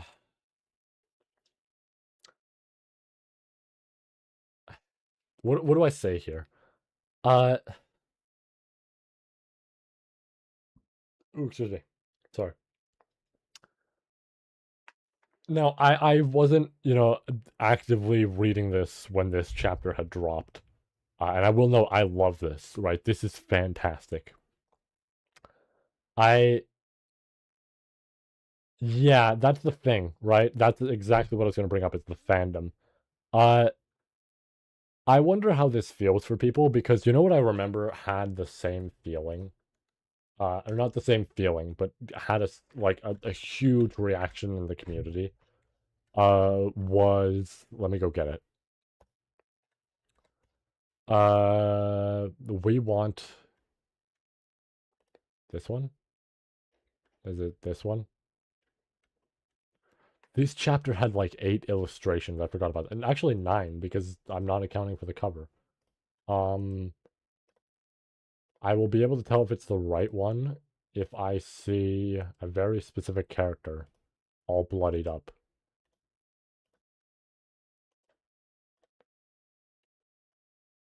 I think it's the right one. Yeah, yep, no, yep, I'm on the right chapter. I'm on the right chapter here. I saw the image of her. I saw the art of her all bloodied up. It reminds me of this. Now, here's the thing, right? I want to point out, I love this, right? This thing with Arc 9 is fantastic because the common complaint I saw for a lot of people was Rem got that shit back too easily. Now, I found it funny that Tepe wanted to insert it out of nowhere. I felt it was very much like his writing to just like nearly end of a volume, not even the final chapter, but nearly end of a volume, not even the final volume, not even the starting volume. Just drop that shit in there, right? Um, no, yeah, by all means, right? But like, I felt like, with all that, as much as it would be fitting for Tepe to do that, I did think if we were gonna have a moment like that, maybe have it be of a much grander sort of structure, right? Everybody gets their memories back or something like that from Roy, right? Something that feels that huge sort of weight. Um, so in comparison to this, right? And I can understand both of these being conflicted for a lot of people.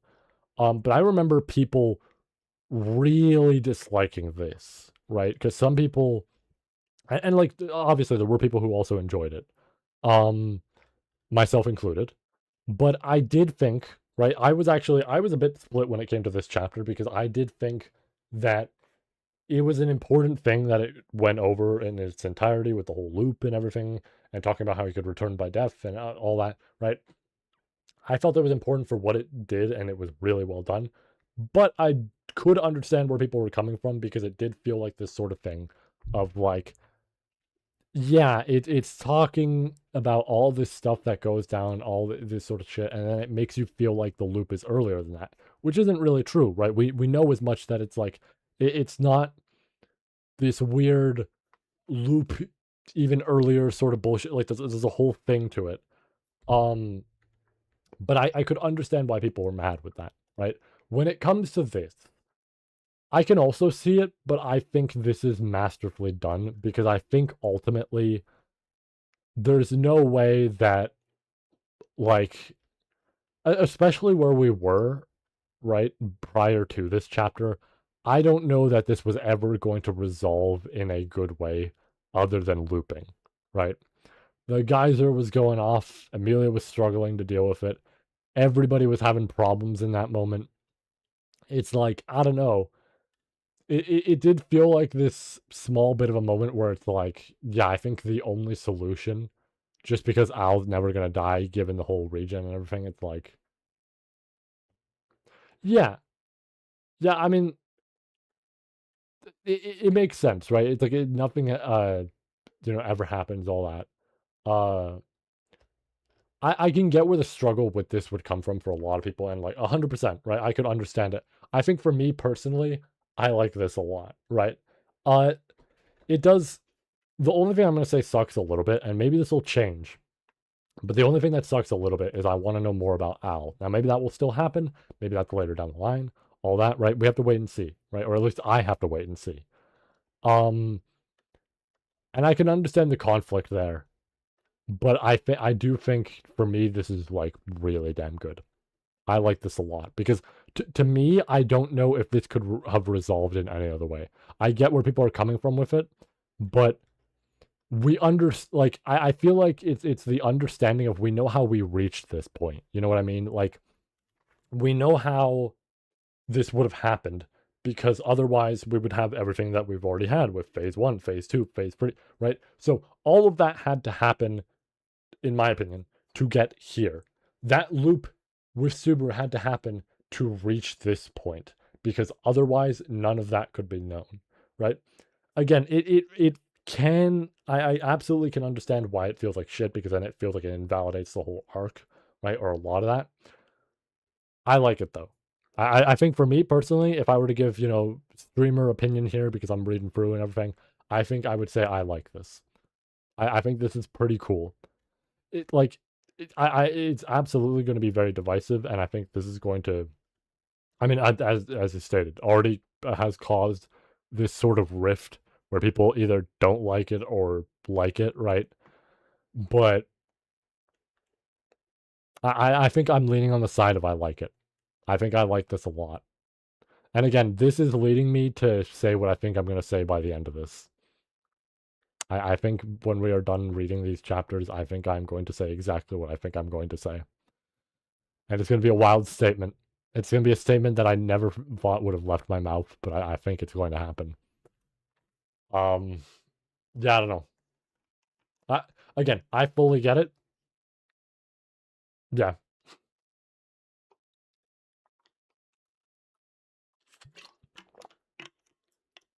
but you know what?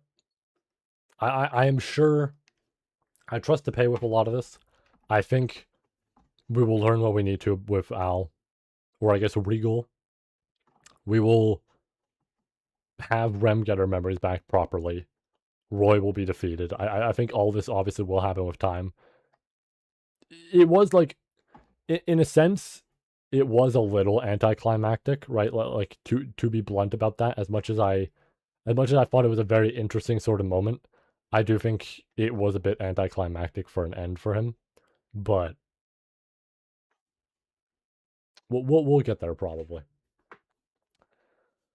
Natsuki Dono, while it may not serve as any comfort, your fears were not misplaced. He had been needing magic, formulating a technique. A single slip up, and you likely would have found yourselves in completely opposite positions. Uh, I fully support your judgment as having the best course of action. Having stood witness over the entire affair, the words of the dwarf of Ezo Cadner served as no consolation to Subaru's heart whatsoever. Just as he had said, and God, now people don't even know in universe anymore that Klein is, you know, Volcanica. Like we know, but Roswell and all that. I mean, why? Maybe I don't know. Uh, I more so like Ezo was there and everything. Like um, was there really no other way to settle things without anyone getting hurt? Captain, my amazing selves don't really get it. It's just even though I don't understand anything, my amazing self just can just say this. I'm so happy you're safe, Captain. Yeah, Heinkel never stabbed Wilhelm. There's a lot that has essentially not happened anymore, and it's very interesting to think about. Uh, I mean, Felt doesn't know about the quote unquote true name. Yeah, the kingdom's deity didn't betray them anymore. There's a lot. Just like Ezo tasked with see, this is kind of what I mean, right? Is there's a lot that would have gone down that would have changed the course of the series so drastically, and it's like, dude, we're in the last few arcs. I don't know that some of those changes would have been very safe with how like extreme they were, because it's like also, what do you do in that scenario, right? Just like as though tasked with monitoring the situation, the one who was likely a younger brother to him expressed his feelings of frustration as he embraced Subaru's shoulder with his burly arms and straightforward words. And he was not only nestling close to Subaru. Yeah, I mean, also obviously Petra's no longer Witch of Touristia and using that and everything, and didn't have the whole gluttony sort of shit happen to her. Subaru, you made a decision, I suppose. Even though Betty could have taken it all for you, you still got yourselves hurt like a fool, in fact. Beatrice. But Betty and Subaru performed that forbidden art together. Oh my god, what I saw was a spoiler. That comic I saw was a spoiler. That this has established it. That forbidden art we performed together, that comic I saw was a spoiler. That was absolutely an Arc 10 spoiler. I'm calling it right now. I'm I think I know what's gonna go down in the next arc. I think I know what's gonna go down. Fuck, did I just actually that post wasn't tagged. I want to point out that was one of the posts I got frustrated about because that post wasn't tagged. If that was a spoiler, if that was actually a spoiler for the next arc, I'm gonna be so pissed.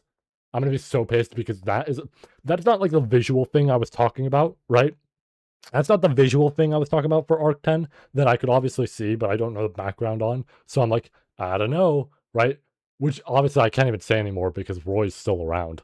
Um, but like, it's not even all that.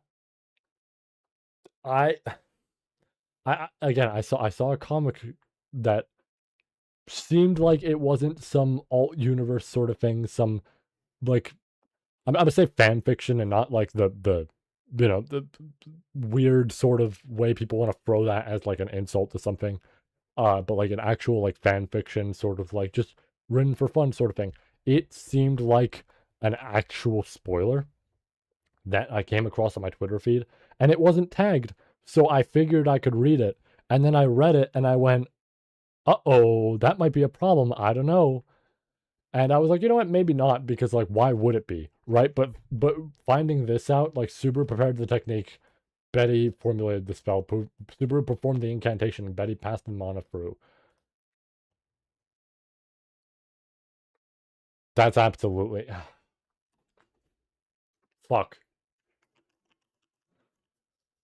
Uh,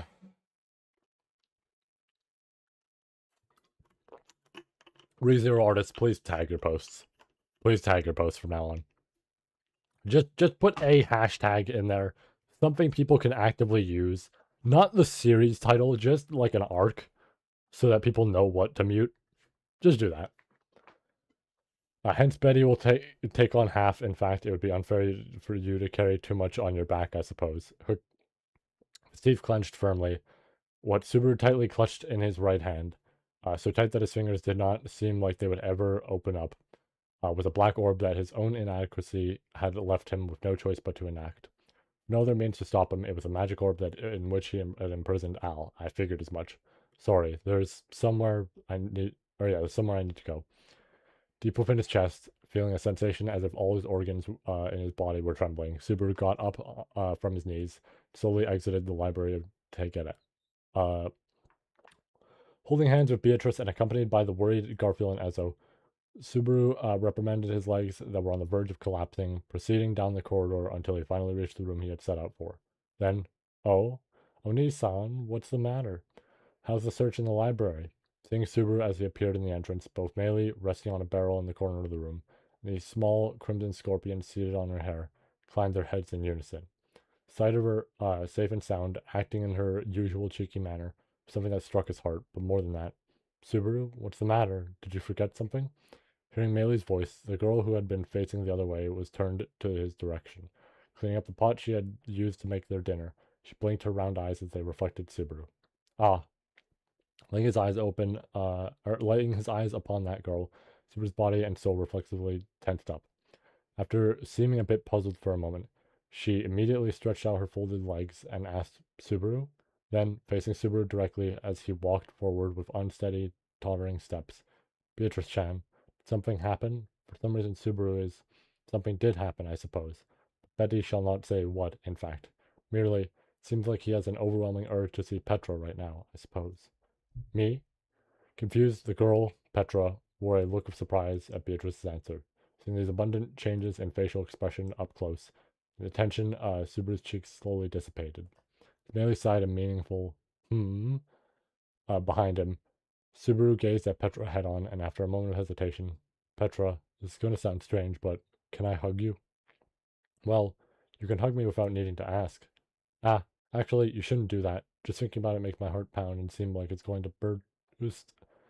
Petra smiled mischievously. Before she could finish giving her gentle reply, Subaru reached his arms out and pulled her close, bracing her within his chest. Uh, At the sudden embrace, Petra could not hide her confusion. For a girl who, before he even realized, was rapidly gaining nerves of steel, becoming better and better at not being shaken by anything, this was a clear discomposure to the point of being unusual. But there was a single person here who would not make fun of that fact. After all, hey, Subaru, are you okay? Hen reached out from within his chest, softly caressing Subaru's cheek. The question of the girl right before his eyes, so close that they could feel each other's breaths. A distance where even the beating of their hearts collided. Subaru swallowed his breath and forced a smile. Of course. I'm okay. After all, he had to have been. After all, Petra was here, doing so well like this. It was not just Petra. Beatrice, Garfield, Melee, Ezo, and Flam, they were all unharmed. Everyone in the tower, everyone who did not come to the tower, they were all safe. Everything bad that had transpired, all of it had been made to have never happened. Of course, it's not as though he knew everything that occurred. He also knew that not all of it had been bad. There had been confrontation and reconciliation. There had been betrayal and fellowship. There had been curses and vows. There had been hatred and love. There had been Aldebaran and Natsuki Subaru. Maybe I'm not okay. While embracing Petra, he caught a glimpse of the magic orb still clenched in his hand, spilling that murmur. Then, the feeble sound that escaped his lips as a murmur did not end as merely a stilted voice. Little by little, his feelings morphed into tears, flowing from the corners of his eyes. No. By puffing out his chest and declaring that he was okay, he wished to repay Petra and the others, who had deemed it acceptable to force Subaru's return by death, undoing many irreversible things in exchange for a world left behind. He could not bring himself to do it. Sorrow and lament, with his own pathetic inadequacy, he could not puff out his chest. I'm not okay.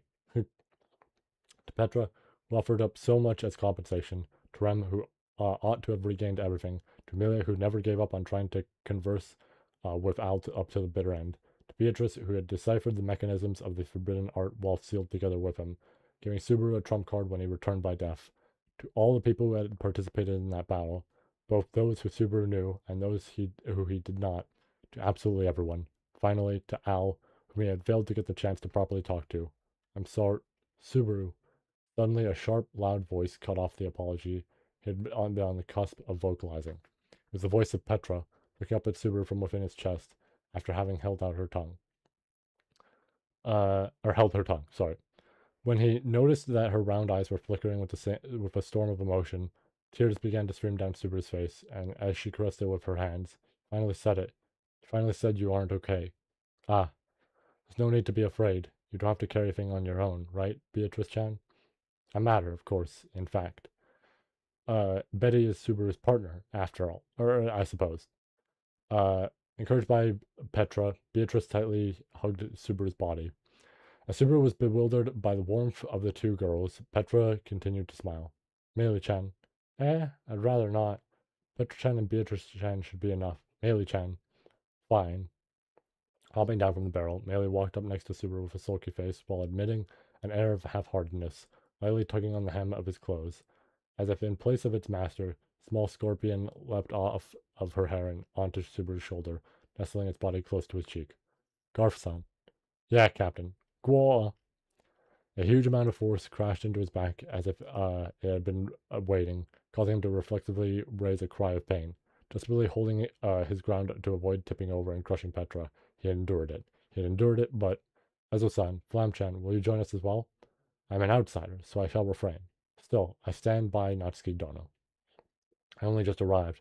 I've yet to fully process the situation, but understood. The presence that only arrived later without hesitation nestled close near his right hip. Now, in every direction, he was being completely embraced without any escape. Swarmed by such warmth, Subaru unwittingly exhaled a ha. What's up with this? From an outside perspective, in reality, Ezo was looking on as a bystander. So from his perspective, just how foolish must Subaru and the others have looked in their current state.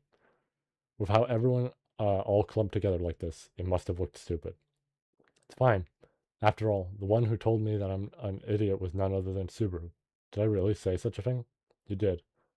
Among all the people I know, there's absolutely not a single person smarter than you, Petra. Truly believed that. Surely that was the case. So it was obvious to her, clever as she was, amazing.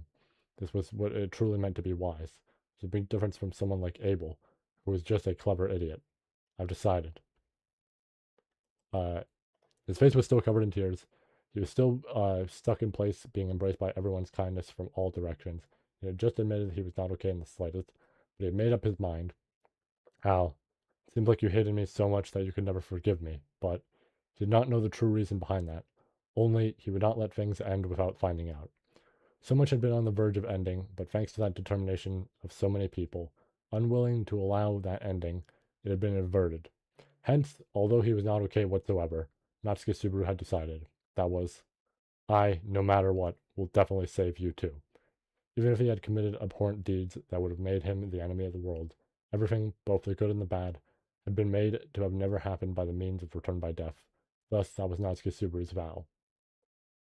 Now, yeah, there's the line.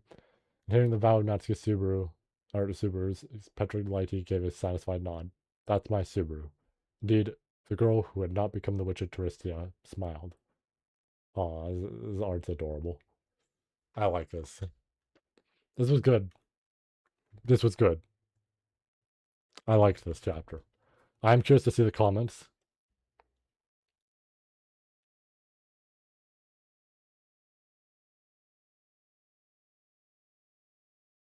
You know, shockingly, okay, there's one person saying worst arc, but shockingly, there's some pretty positive comments here. Unlike the arc 7 time, this is actually, this seems overall positive.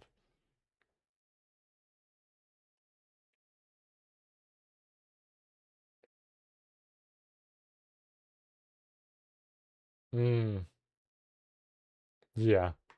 I mean, it makes sense given how much he like hated Subaru at the end and everything, and like all this sort of stuff. That it's like there is this degree of like we know that Al has been going through some shit, and Subaru absolutely would want to save him from this because they're isekai buddies, they're bros, they're all this. Despite what Al may hold towards him at the end, it's like, you know, ultimately that is the thing.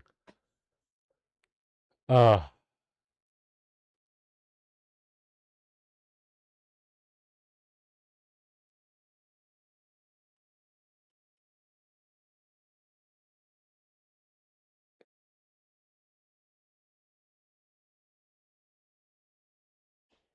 two more to go, yeah. I do like that I'm seeing a lot of comments, at least on the chapter, be positive about it, right? I'm not saying people have to like it. I'm just saying that I'm glad that, unlike the Arc 7 time, people are being fairly calm with this. And I like that a lot. That means a lot. Perhaps we are growing as a community. Mm.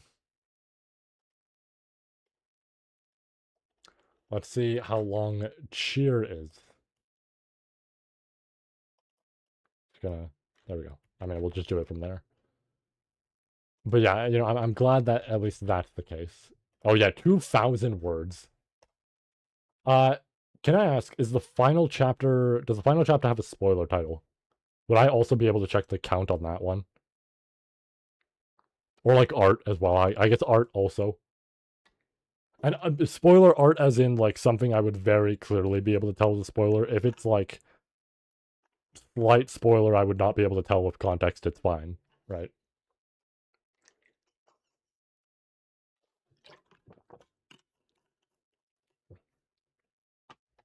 I mean, shit, if this is 2,000 words, I could knock it out right now. I'm thinking about it. I'm like, I could just do it right now. I could, like, not fill up my water. I mean, I probably should for the sake of just being healthy, but...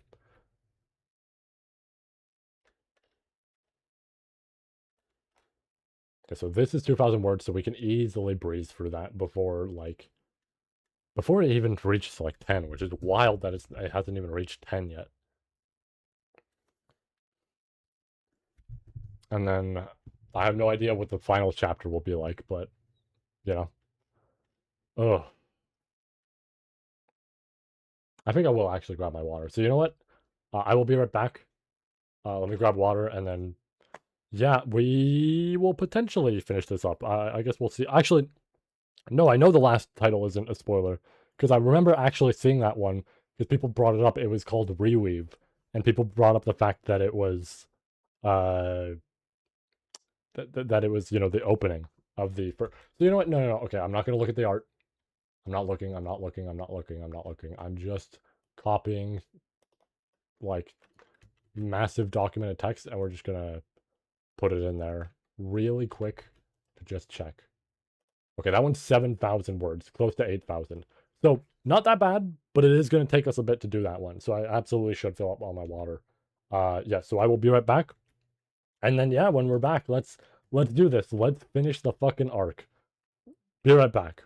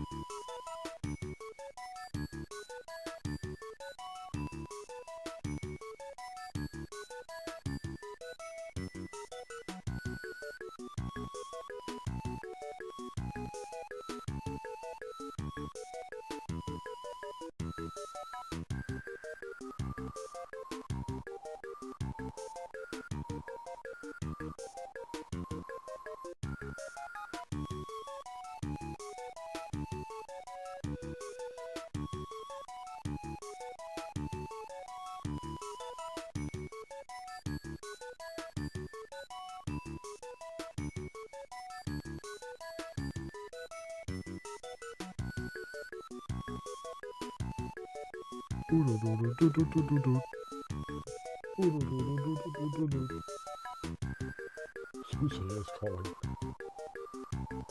Alright, we're good to go.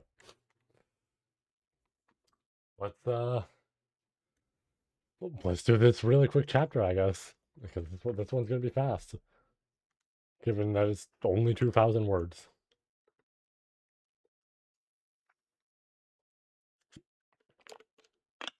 From the very beginning, there was only ever one ending that the Witch of Taristia, Petrolite, had needed to aim for, strive towards, and ultimately arrive at.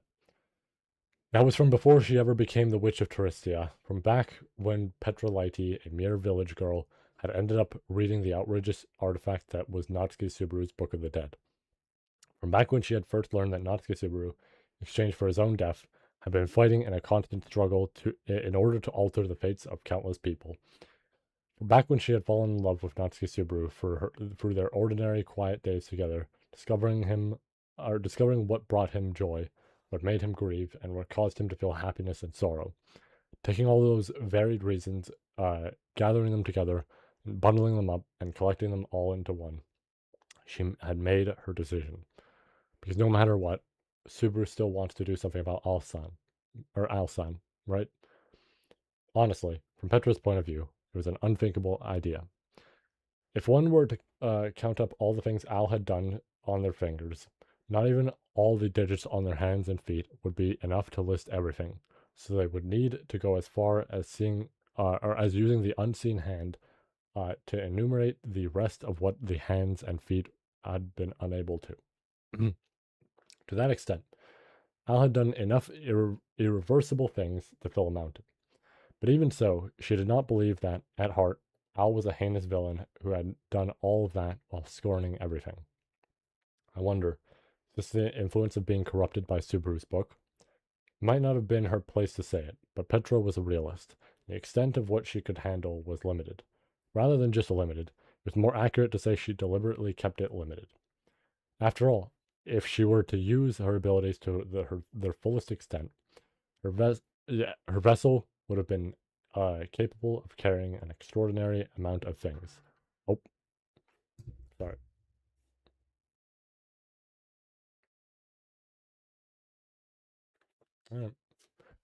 Uh, Rather than just limited, it was more accurate to say she deliberately kept it limited. After all, if she were to use her abilities to the fullest extent, Vessel would be capable of carrying an extraordinary amount of things, a fact which Petra took great pride in. She would not feel ashamed of that.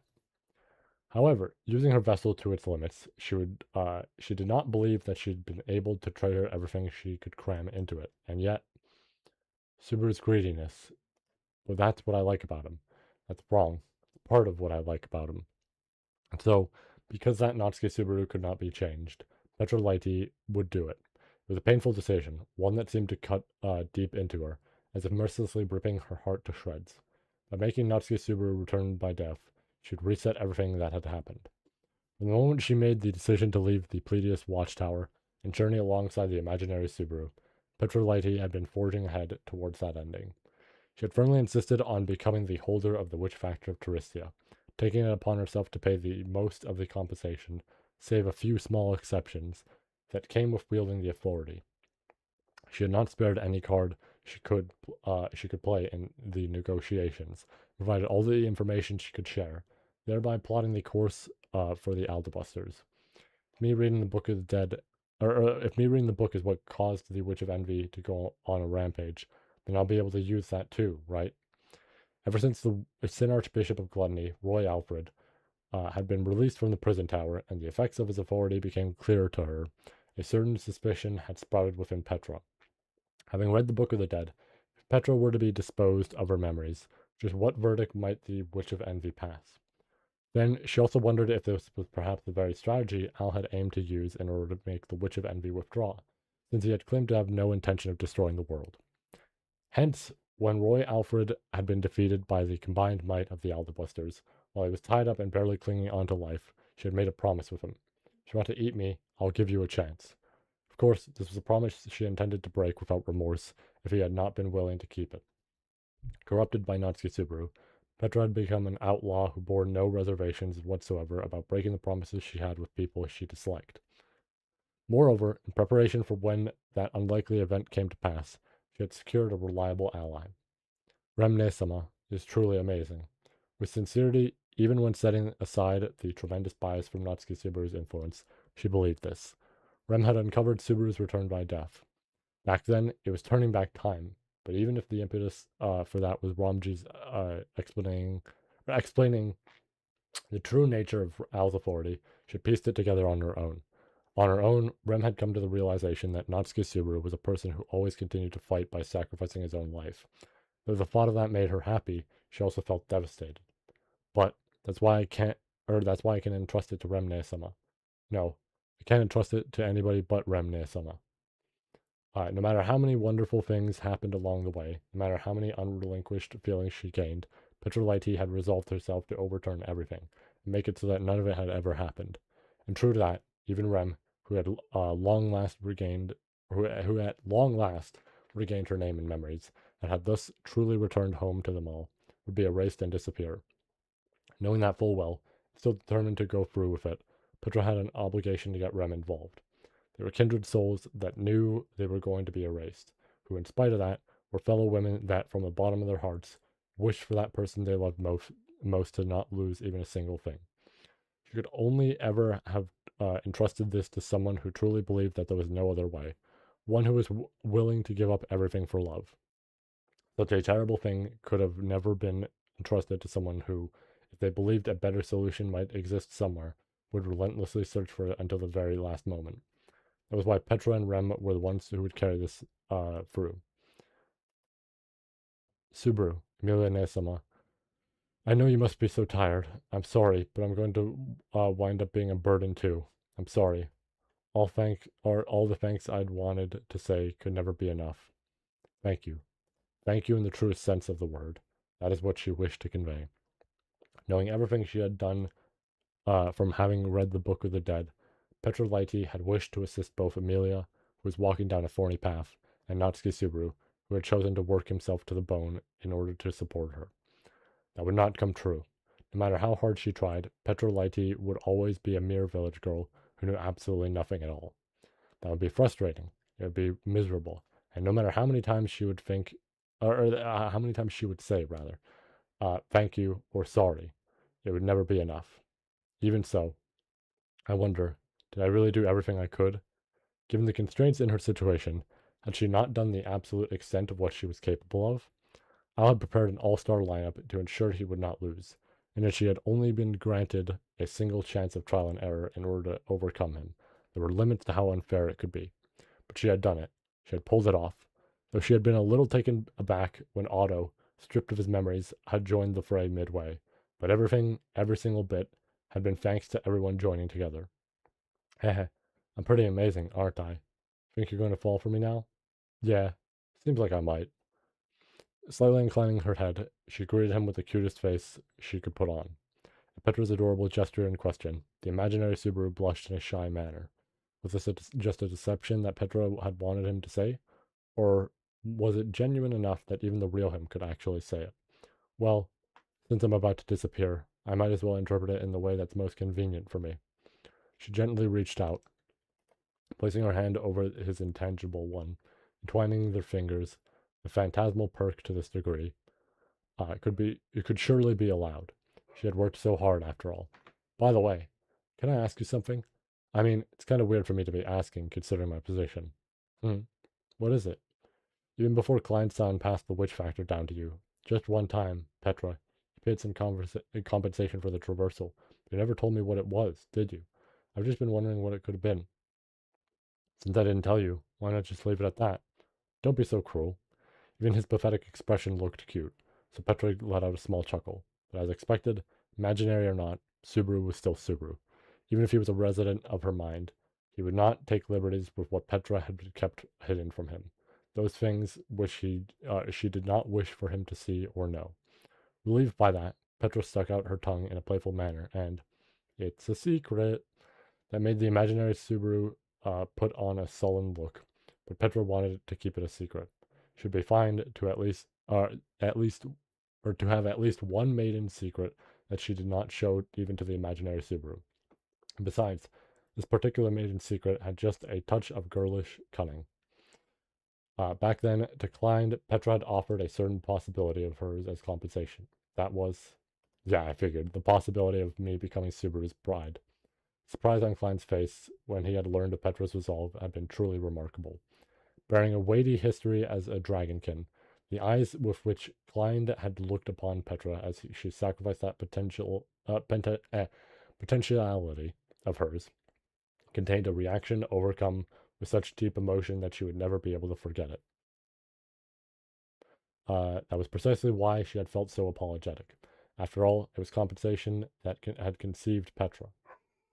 Or not conceived, convinced. Conceived. This is where she is born. Well, technically, I'm in the Witch of Touristia. But yeah, he convinced Petra.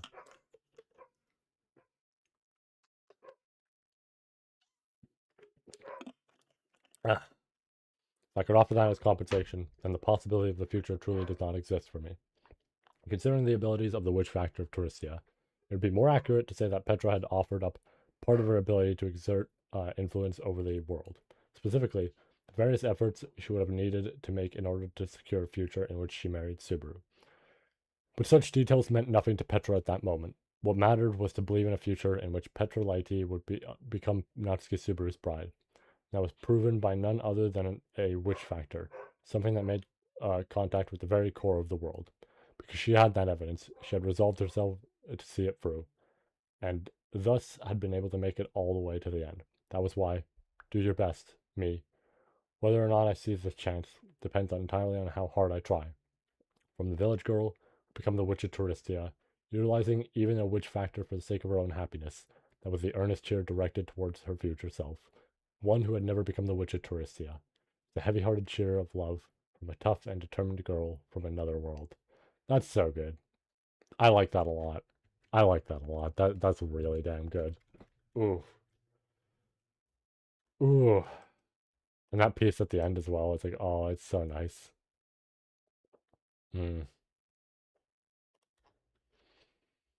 Once again, probably the goat of this whole arc. Oh, that's a suspended account.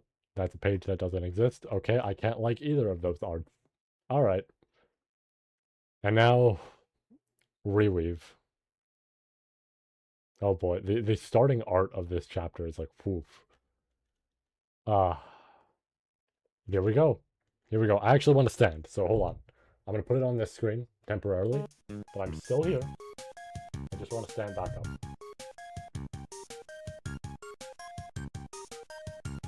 Stand, Natsuki Subaru.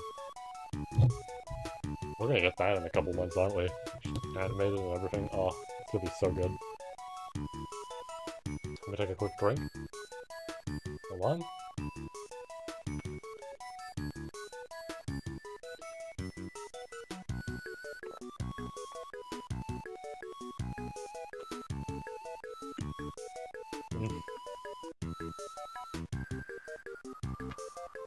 Alright.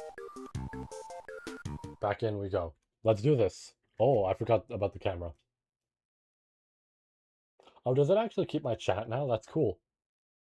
It's actually keeping my chat now. Because it used to just get rid of it entirely. I'm glad. You know what? I'm glad it does that. That's nice. How long have we been going, actually? I'm curious. Yeah, only 2 hours. Only 2 hours, and this will probably make it about 3 hours, but... Okay. Friends, here we go. Let me take one more drink, but... The final chapter to the arc.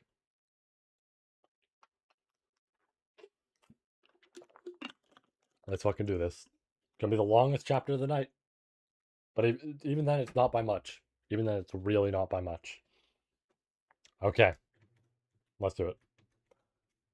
While looking at the servants of the burial residence work from afar, Frederica felt a sense of restlessness beyond her control.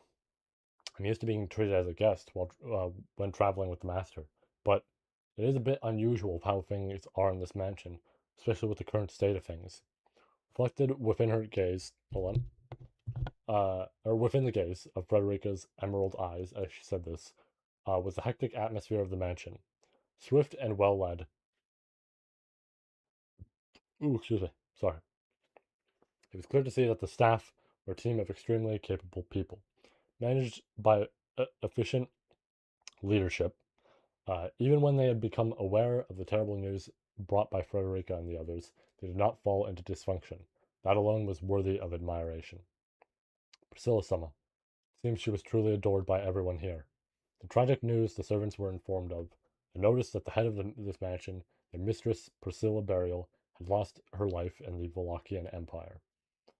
Letting out a heavy sigh, Frederica cast her hazy eyes downwards as she observed the garden from the balcony. Frederica, due to her position, knew how it must have felt to have those she served, such as Roswell and Amelia, to leave her behind at the mansion, to have no other option to pray for their safe return. If she had found out at the time that that her prayers had not been delivered, just how devastating a blow to her heart would it not be? In truth, many of the servants were grief-stricken, and many of them were shedding tears. When they became aware of her death, not a single person had left the duty in the mansion, which could only be seen as a testament of their relationship with Priscilla. But it was not just due to Priscilla being loved by everyone. I believe that Schultzthummer's resolute demeanor touched everyone's heart too. Frederica was deeply moved by the young servant who had accompanied Priscilla to the Empire, and with her death had to bear the responsibility of conveying her dying will, a task that he had accomplished splendidly. Schultz looked as undependable and skinny as a small animal. However, he did not entrust the unenviable duty to Frederica and Roswell, and instead used his own mouth and words to accomplish this great task. Though the servants had not left the mansion and chose to stay in their current jobs due to their adoration for Priscilla, there was no doubt that their faith in Schultz had been a large contributor. Whilst being an outsider, Frederica wholeheartedly agreed, and could not bear the heat that prickled at the corner of her eyes. Then, oh yeah, here you are, Frederica. I've been searching for you. Master. Raising his hand slightly, the tall figure stepped into the balcony. Roswell greeted her as Frederica bent her knees and gave a small courtesy. For making you search for me, I humbly apologize. What business do you need me to attend to? Business? I wouldn't go so far as to call it something like that, but the preparations are nearly complete. So I just wanted to speak with you for a moment. Preparations. Yes, preparations. Roswell smiled faintly, leaving one eye closed. His yellow eye, a mismatch to his to his right eye, was left open, as he stood beside Frederica on the balcony and leaned against the railing. There's quite a lot of land that's worth the effort. I don't have many acquaintances in the South. Priscilla Summer's late husband, Lord Leap Burial, was not a man that left behind a good reputation. For the master to say that certainly must have been quite an unpleasant person. Oh yeah? How harsh. Has Petrokun also poisoned you and made you lose your obedience to me? Or maybe. Roswell tilted his head, and as he looked into the eyes of Frederica beside him, you don't like my plan to use Schultku, do you? I do not think that what you are doing is wrong, master. Also, that is for the royal selection. By extension, ultimately for the sake of Amelia Summer and her camp. Though easy in theory, it's not easy to convince her or the heart, is it? Understanding this, yet still saying it, Roswell's crooked personality was unassailable. If Amelia were to speak, she would probably say that it was just a sign of his mischievous side, and that he deserved a proper scolding for it. My relationship with the master is very difficult. Amelia Summer. If Amelia or Petra were here, they would attack using a straightforward approach. If Ram were here, she would use unorthodox methods to make Roswell reflect, but perhaps because he had anticipated this, Frederica was here by her lonesome. Frederica, even omitting the debt of gratitude she bore which could not be repaid, knew that when it came to Roswell's actions, despite his evil ways, he worked for the sake of the camp. The goal that unified the Amelia camp was ultimately that of the royal selection. In the royal selection, the time they had spent in the Wallachian Empire had made them fall behind. Even without this, Amelia had been lagging behind since the start. If they wanted to catch up, if they wanted to gain some momentum, then they could not rely solely on conventional means. Towards that end goal, To gain the support of the burial domain, which had lost its absolute pillar, that was Priscilla Burial, Roswell moved forward with devoted and dispassionate maneuvers behind the scenes. Since Priscilla someone has died, and the next Fields Lord has yet to be elected, an acting provisional governor will be appointed. Fortunately, I can produce a candidate for my associates. I would just have to appoint one of the Ryuzu someone from the Mathers, as a liaison. Grandmas, is it not premature to get them involved? Hold on, take a quick drink, because I can feel it. I can absolutely feel it.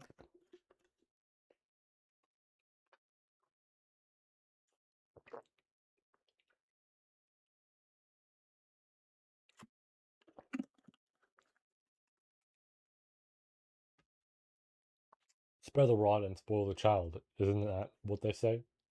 If you continue to gallantly keep them locked away in a bird cage, they will never have the chance to spread their wings. I also agree with you, though. As Roswell steadily and dispassionately filled in the holes in his plan, Frederica doubted if Amelia's criticisms of Roswell were true, if his evil actions were just a pretense, or if he truly was as much of a villain as he appeared to be. Perhaps, since he could flawlessly devote himself to being a villain, he was not able to properly open his heart to his fellow camp members. He was too diligent. Master, at least show a bit more consideration. And just as she was about to point this out, and not let this misunderstanding sow great doubts in not just the camp, but also the burial domain, and in Schultz's heart, a voice interrupted her. This is very much trouble. Margrave Summer, where might you very much be? What is it, Schultz Summer? Abruptly, Schultz's panicked voice could clearly be heard from below, causing Frederica and Roswell to exchange glances with each other. Roswell raised his eyebrows, as he also seemed to have no idea what was happening, so the master pushed away from the railing and looked down, raising his voice to yell, Schultkun, as Schult ran into the garden down below. Then, once again, Schult had been called. He opened his eyes wide and raised his voice. Margrave Summer, you very much must come down immediately. Someone claims they very much need to see you, that they have something to report to you. Oh boy, what could it be?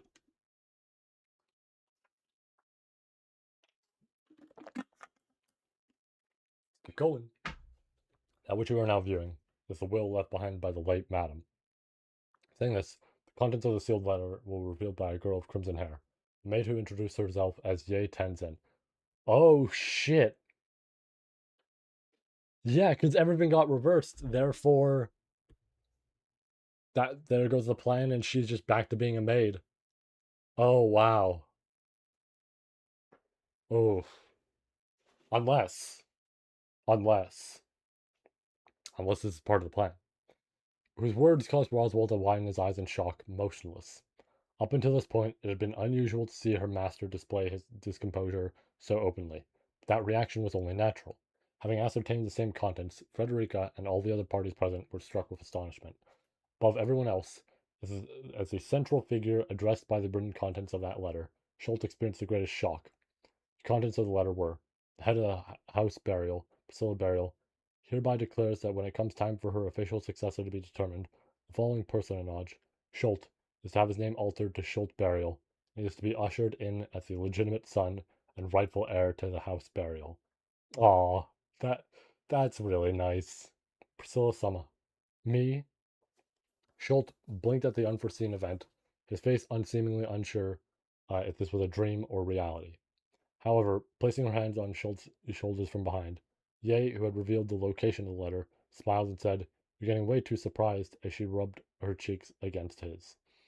Considering how much the madam dotted on Schultz-Shan, doesn't this totally make sense? Though in truth, I think she had intended to keep it hidden during the royal selection. Ye-sama, Ye-sama, how long have you known about this? You left the mansion so many months ago, and I am very much glad you are finally home, but I found out just before Schultz-Chan and the madam left for the Empire. After all, it was around that time when she had prepared the letter. At Ye's quiet answer, large tears began to well up in Schultz's eyes. If one were to ask, they would discover that Ye was a maid who had previously worked at the mansion and had been on leave for quite a while. Upon receiving news of Priscilla's passing, she had come rushing here. As one could see, Ye seemed to be quite close with Schultz. It also appeared that Priscilla had held great confidence in her, entrusting her to guard the important letter she had left behind. The revelations that came forth as a result of that were a great disruption to Roswell's plans. However, thinking of Schultz-sama, it might be for the best. Frederica? Might be a bit different from what you had in mind, Master, but for Schultz-sama and the spirit of everyone in the mansion, it would surely be salvation. Truly, she was an incredible individual. Despite having been a royal candidate and an adversary of Amelia, Frederica had little contact with Priscilla. However, she could only describe her as an incredible person. After all, to derail your schemes to such an extent, Master, without a doubt, she must have been a worthy adversary to Amelia Sama, correct? Ah, that's good. And we got stuff with Yay. Hmm. Yeah, I'm curious to learn the context of, her here.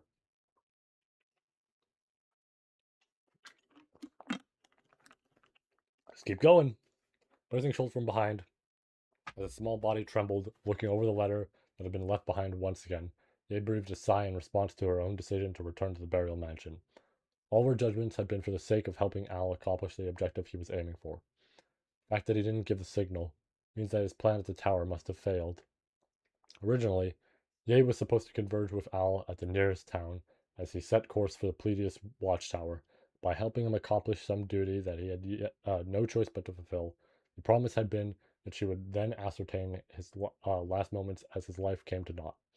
However, without any signal given at the established time, Ye judged that Al's plan had failed and withdrew from the nearby town. Straight from there, she made her return to the burial mansion. For me to be openly returning to the mansion like this, is it the first time since Alcima prevented me from assassinating the madam? But then again, in the cases when it was not out in the open, she had visited the mansion rather frequently in order to maintain communications with Al.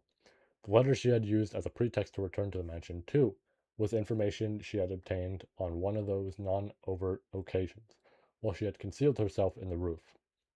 Though to Schultz and to the nasty aristocrat Roswell Elmathers, sorry, who had attempted to prey on him alongside his mind.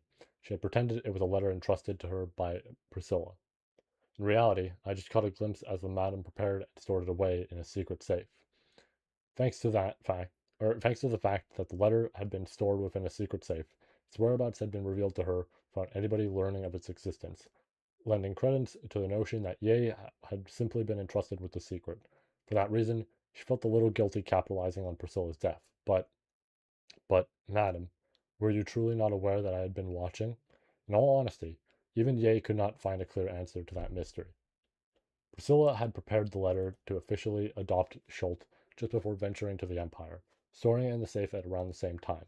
But regardless of having Ye's master for a period of time, or having been Ye's master for a period of time, perception was not to be made light of. That fierce woman of character, possessing eyes that seemed to peer into the hearts of others, had she truly believed that Ye had not been present? Utilize this letter skillfully. Have it serve your own interests. Take the opportunity to save Schultz as well.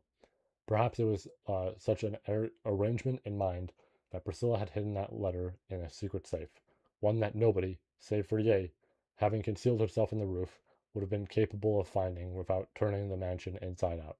Either way, I shall do so, madam. I must wait for Alsama, after all. Choosing to take advantage of Priscilla's kindness, Ye had returned to the mansion for that purpose. As mentioned previously, Al had not given the signal to go ahead with the plan. Likely, he had failed at the watchtower. The plan had fallen into a state where it would be difficult to carry out. But Al would not die. He was alive. After all, Al Sama is a monster. Al would not die. He could not be killed. Because he was such a monster, Ye obeyed him. It was all in order to ascertain that he fulfilled his objective and died in satisfaction, to ascertain the disappearance of the being who taught her dread.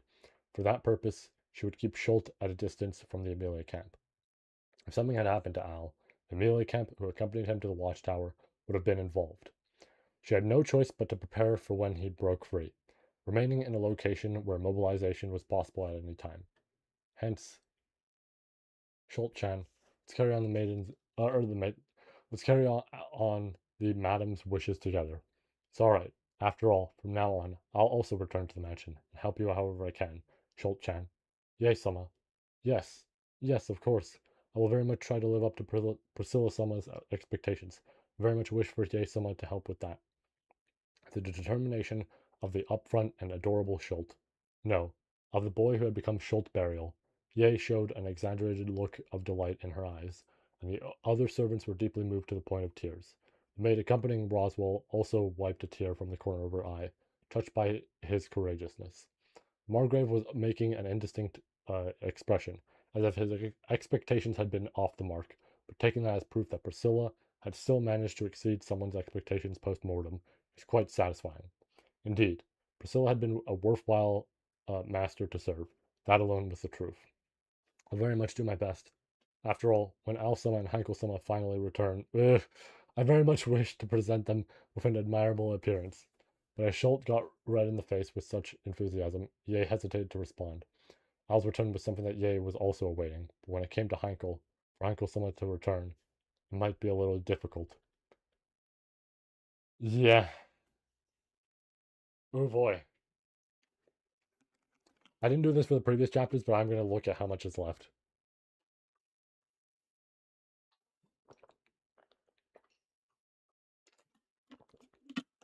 Just because I am curious.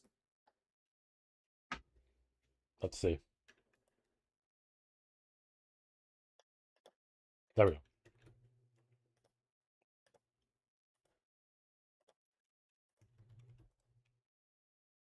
5,000 words. Okay, so we got past like roughly 30,000. I guess 2,800, but you know what I mean. All right, go wall. Crashing to the ground following a feeling of suspension, Heinkel raised a deep shout. After groaning for a bit, he slowly moved his limbs around, undoing his restraints. Gaining freedom from the fine threads that had bounced his wrists and ankles, he grasped a sense of liberty for the first time in a while. Piece of shit. In a manner most loathsome, he spat out words as if to curse the misfortune that had befallen him. Ooh, sorry, excuse me. The one who had tied Heinkel up, leaving him in a small hut in a forest that nobody would visit, was a girl named Ye, who declared herself to be one of Aldebaran's accomplices. There was some incomprehensible history about her being a former maid who served Priscilla, while simultaneously being an assassin sent to kill her. She had tempted Heinkel, saying that if he had helped Aldebaran, he would get his chance to obtain that which he desired most, the dragon's blood. She had tempted him, and yet, gotta be fucking kidding me, saying the plan failed the moment there was no contact from that Aldebaran guy. In the end, Sangal sought explanations and the continuance of the plan. She mercilessly kicked in his knees and elbowed him, tying him up as he bled from the nose, before promptly disappearing on her own. From Heinkel's perspective, he had done nothing to deserve being left hanging like this. Each and every one of them, who, upon the death of Priscilla, whom he had been counting on, he turned to Amelia as his next recourse, only to be rejected, and when he reached out to grasp the hand Aldebaran had offered him, the hand shook him off, casting him into hell. As a result, Hankel's prospects had circled back to the dead end they had been at before the start of the royal selection. But even so, he could not give up. He could not bring himself to give up. Not once had he been ever able to give up. Shit. Shakily standing back up, he wiped his dried nosebleed on his sleeve and began to walk. He knew not where his legs would take him, but even without a destination, he could not bear to halt his tracks. After all, Hankel Astrea was a husband and a father. Just you wait, Luana. Reinhard. I'll flatteringly dragging his feet along, with his hand placed on the hilt of his sword hanging by his waist. Heinkel pressed forth. He had no destination. All he had were his prayers, worn out and rusted over many long years of endurance. Quick drink. All right. Hmm.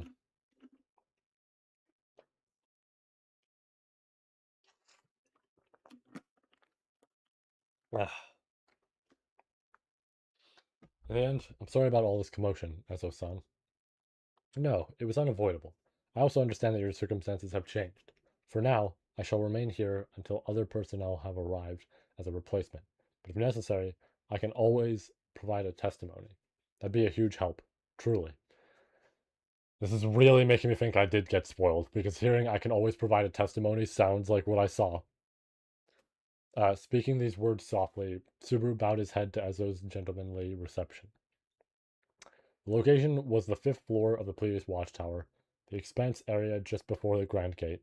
There, Subaru's group had completed their preparations to disembark once again, seeking to depart from the tower as soon as possible. After a meager half-day sojourn, it was an early morning departure awaiting the dawn outside the tower. Seems like you guys are always in such a rush, Oni-san. I wonder, couldn't we return from the tower a bit more quietly? You could say that again, I suppose. Last time he was sent to the Empire, and this time it's such an abrupt round trip, in fact. It isn't Subaru's fault. The one is to blame for everything is Alsan. Geez, what are we even going to say to Schultz-kun? Stupid Alsan. Quietly exchanging those final comments were the girls of the returning group. Naturally, each of them had their own reservations about things having turned out like this, about this mere half-day sojourn, about the situation of them needing to hastily depart, and about the one who had caused those circumstances. Only, for Subaru, it was painful that the person who had caused it kept receiving blame. Captain, we've gone and loaded all the luggage into the dragon carriage. We can get going whenever. Thereupon, slightly opening the grand gate, Garfield returned from outside and called out. Having gone a step ahead by loading up the dragon carriage with all their belongings, he knitted his brow at Subaru, who had raised his hand. Your mug is looking real stingy, Captain. Though, I get that you're fretting. Same like the Raji's deep cut nail.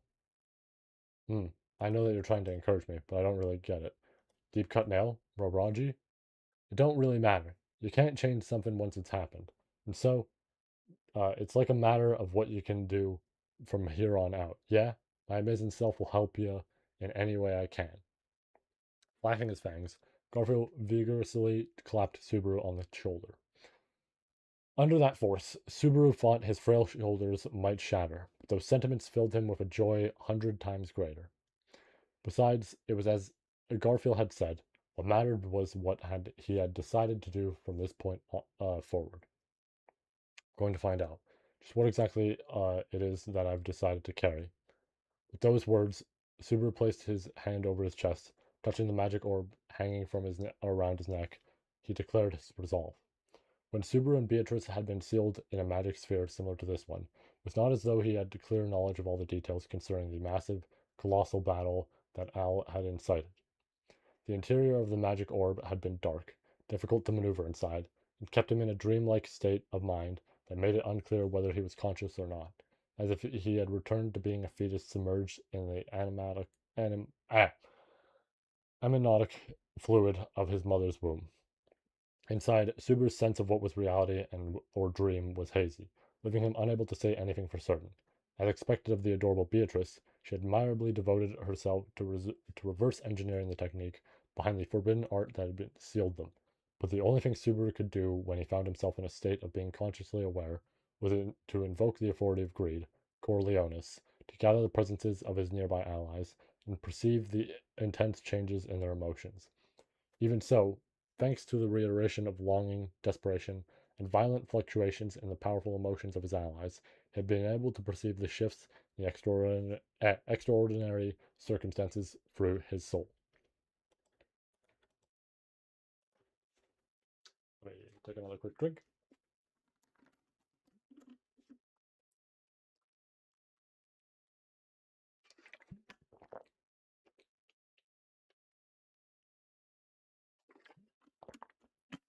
All right.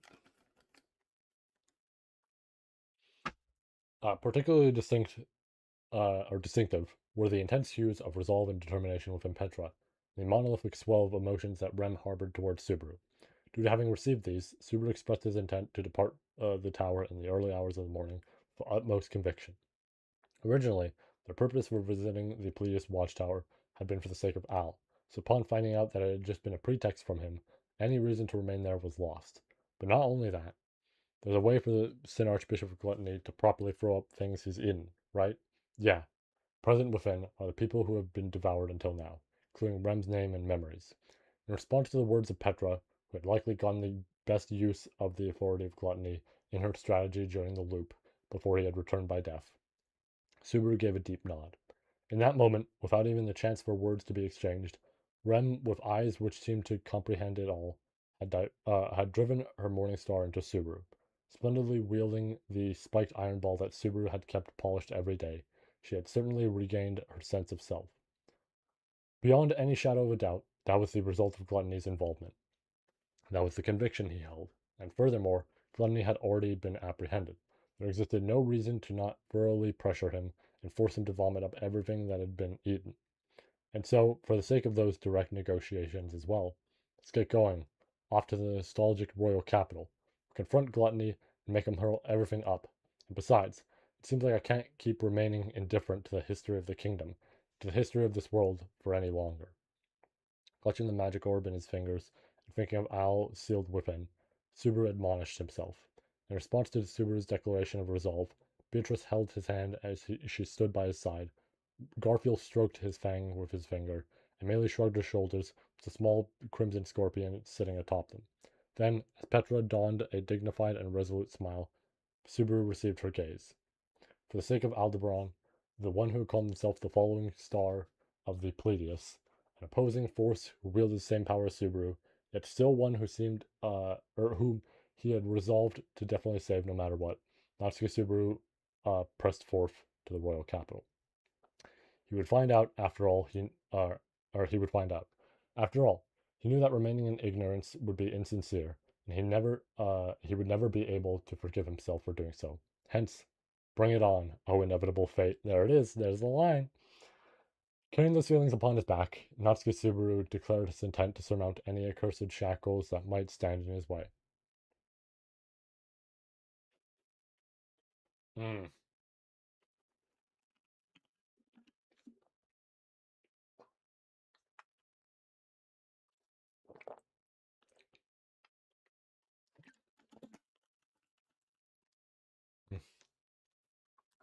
All right, double check, just to see where we're at. Come on, there we go. Copy, go here. Let's see how much we have left. I'm getting excited. Yeah, only 3,000 words. We might be able to knock this out pretty quickly. All right. Coincided with Natsuki Subaru's declaration of resolve. At the current moment, in a far distant land, the very destination Natsuki Subaru had announced his departure for, the royal capital of the Dragon Kingdom of Lagunica, a certain incident was unfolding.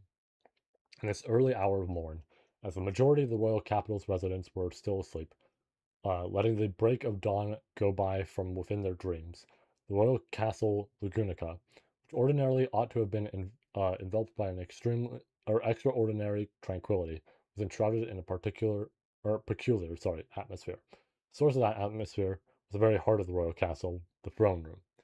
The impetus for the royal selection had been the extinction of the royal family at the hands of a disease, and so, in the absence of a surveillant, uh, the throne room of the royal castle was firmly closed off, with the exception of holding monumental ceremonies.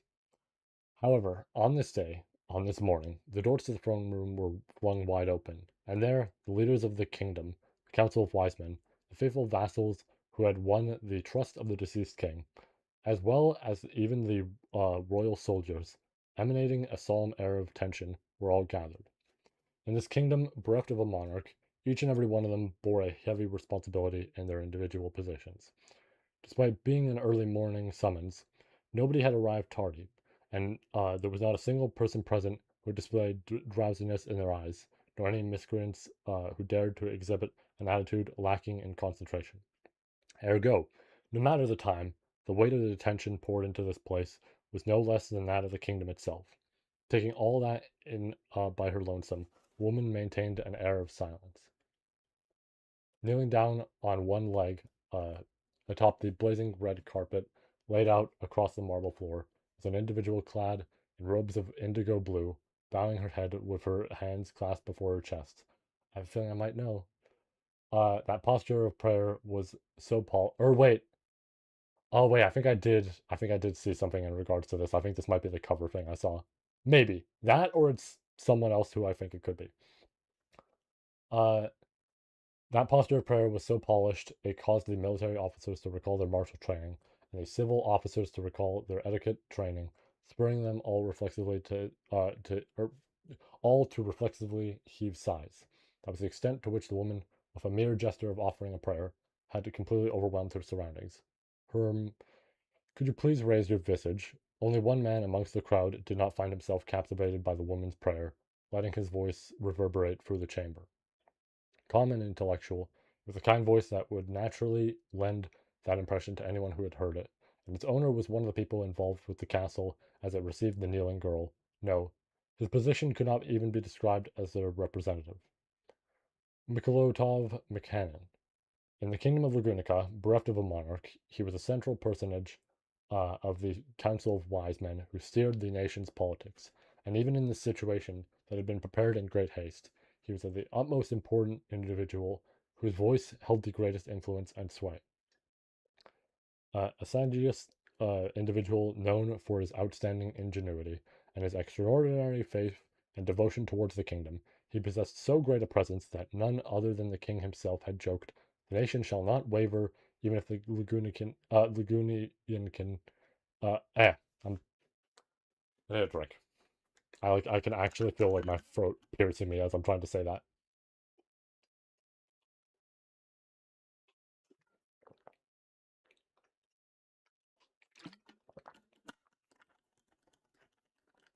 The nation shall not waver, even if the Lagunian king dies. But if he were to die, the kingdom would fall into ruin. His gentle appearance and mild manner of speech may have been deceiving, but in reality, the kingdom of Lagunica was a the king of Lagunica was a remarkable man, most reliable to make an ally of, most fearsome to make an enemy of. Mikolotov was an individual who, over many long years, had exploited the reputation to the fullest. Yes, receiving Mikolotov's words, the woman slowly lifted her downcast visage. Then, when she opened her eyelids, that she had kept shut, Mikolotov's breath caught slightly upon meeting her gaze.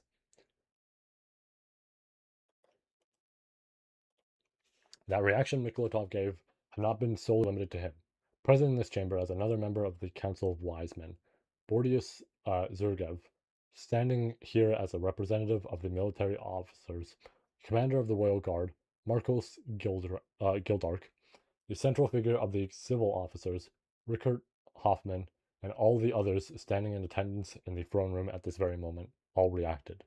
This woman, whose mere presence had harbored enough allure to naturally draw the attention of everyone present, but in this moment, everyone's shared reaction was not merely caused by the way she had conducted herself, it was her appearance. Long, elegant, golden hair, yep, this is what I saw on the cover, and crimson eyes blazing with dignified intent, possessing a meaning far more significant than simply being beautiful. They were all striking to all those present here, nay, to all those who lived in the kingdom of Lagunica. Thus, to begin with, allow me to express my thanks for your graceful reception of my sudden visit. Considering our positions, this was likely far from ideal. As if she was accustomed to all those gazes, the woman, still down on one knee, gazed over all the wise and important individuals that had congregated here and uttered those words. Receiving her words, which had not necessarily abasted herself, nor had failed to bear her position in mind, those present there suppressed their momentary surprise and turmoil, trusting their response to their representative, Mikolotov. Taking in their intent, Mikolotov, sitting in his chair as he caressed his long beard, interposing a as a sigh. My, you seem to be one willing to say things where most others would hold their tongues. Be that as it may, suppose there is no meaning in pretending otherwise. After all, you have spoken nothing but the truth. When you phrase that in such a frank manner, it does place a burden upon my shoulders, too. As you can see, I am quite young and lacking in experience, so I have been fearful that I may not be able to muster words in front of all of you like this. Hmm. Though you might say that, you seem rather dignified. It is as if you are well accustomed to all eyes falling upon yourself. As for why that is so, I can come up with a few ideas. Indeed, I shall not deny it. Ooh, excuse me. Sorry. The pair had a difference in age, enough to be grandfather and grandchild, but there existed nary a falter in the exchange between Mikolotov and the woman, nor did it seem like things would devolve to a one-sided probing on account of one actor falling short of the other. As the both of them grasped that neither could be the case, or would be the case, sorry, they simultaneously smiled as if letting out a breath. In this early morning, I could not possibly waste everyone's precious time, given how busy you all must be. Without further ado, may I begin the main subject? Very well. You may do so. At this age, getting up early is of no issue to me, but when it comes to important matters, I find it painful to defer them no matter how old I get. It is especially so when it is a subject broached by the Church of the Divine Dragon, which has placed itself at such a distance from the royal castle. He had generously prompted her to continue, but Miklatov's words caused the atmosphere in the room to instantly grow tense. That response was immediately slackened, recognizing it as a discourtesy to the woman who had visited the royal castle all by her lonesome. But the reason behind it was something that nobody present could have done anything about. The name Mikolatov had raised, the Church of the Divine Dragon, was, as the name implied, a religious group that worshipped the divine dragon Volcanica, founding their faith in the grace of its power and the protection of the covenant. If the kingdom of Lagunica christened itself the Dragon Kingdom, the exceptional depth of its ties to the dragon was well known, and to a greater or lesser extent, the citizens of the kingdom considered themselves to be receiving the favor of the divine dragon. Due to self-awareness, even if they were not officially part of the church, the majority of Lagunica's populace harbored feelings of reverence concerning the divine dragon. Within that sort of environment, the potency of faith that those who officially adhered to the church harbored towards the divine dragon went without saying. In order to avoid shaking the nation with that immense influence, the Church of the Divine Dragon refrained from drawing near the royal castle, which bore responsibility for the nation's politics, and they each contributed to the well-being of the citizens within their own domains. That was an unspoken agreement. That was how unprecedented an event it was for a nun of the Church of the Divine Dragon to visit the royal castle, attempting to speak on a matter before a group that included the Council of Wise Men. Only, there is value in doing so. Precisely because there was an understanding of how unprecedented it was, there existed a reason substantial enough to break that unwritten rule. That woman's declaration, proclaiming that, indeed, this was meaningful enough to gather Mikolatov and the others in the throne room and have them hear what she had to say, succeeded in its purpose of filling them with expectations. Hence, following the silent encouragement from the wise men, the woman spoke of reason for her visit. All adherents of the Church of the Divine Dragon mourn the recent perils of the kingdom from the bottom of our hearts. As per the unspoken agreement, we have remained at a distance from the national affairs concerning the battle for the throne, the royal selection. But ever since news of the catastrophe at the Watergate City reached our ears, we can no longer remain still. The Watergate City, Priscilla, the incident with the witch cult. We too are pained regarding the damages to that city. But surely the Church of the Divine Dragon does not intend to admonish the royal candidates involved with the incident. Under that assumption, the significance of hastening to break the unspoken agreement, and the fact that I said prior there would be value in hearing what I had to say, be contradicted. It would be contradicted. A little further down, I'm going to take a drink. I'm not looking at anything, just in case.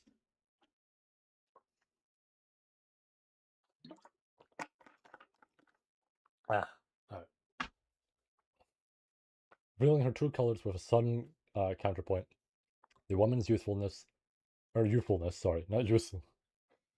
Youthfulness showed itself as she corrected her speech, as if to cover up the awkwardness of it. The woman cleared her throat with a small cough. At any rate, I have no complaints to present regarding the royal candidates. It is not as though I harbor no reservations towards any of them, but that would be a matter of my own opinion, and not the consensus of the Church of the Divine Dragon. If it is not the opinion of the Church, that would be your modest view as a citizen of the kingdom. In fact, I believe we ought to proactively lend our ears to it.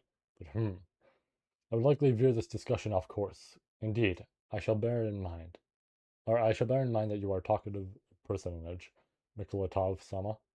But let us proceed to the main topic. That which we wish to discuss is not the attribution of responsibility, but on the matter of the damages. Let us hear it. The Watergate City of Priscilla, those who fell upon the harm at the hands of the witch cult. It seems like several cases have been identified, but the Church of the Divine Dragon can offer a means to provide aid. That instant, at the meeting the meaning contained in those words, the atmosphere in the throne room underwent a great tremor. However, as the source of that tremor, the woman's dignified posture remained undisturbed, continuing to stand up straight while basking in the gazes of the wise men. She had not exhibited any wavering in her gaze or demeanor, and there was an assurance in herself that would not permit her to speak without thorough conviction. Herm. With that simple interjection, Mikolatov cut through the stirring atmosphere.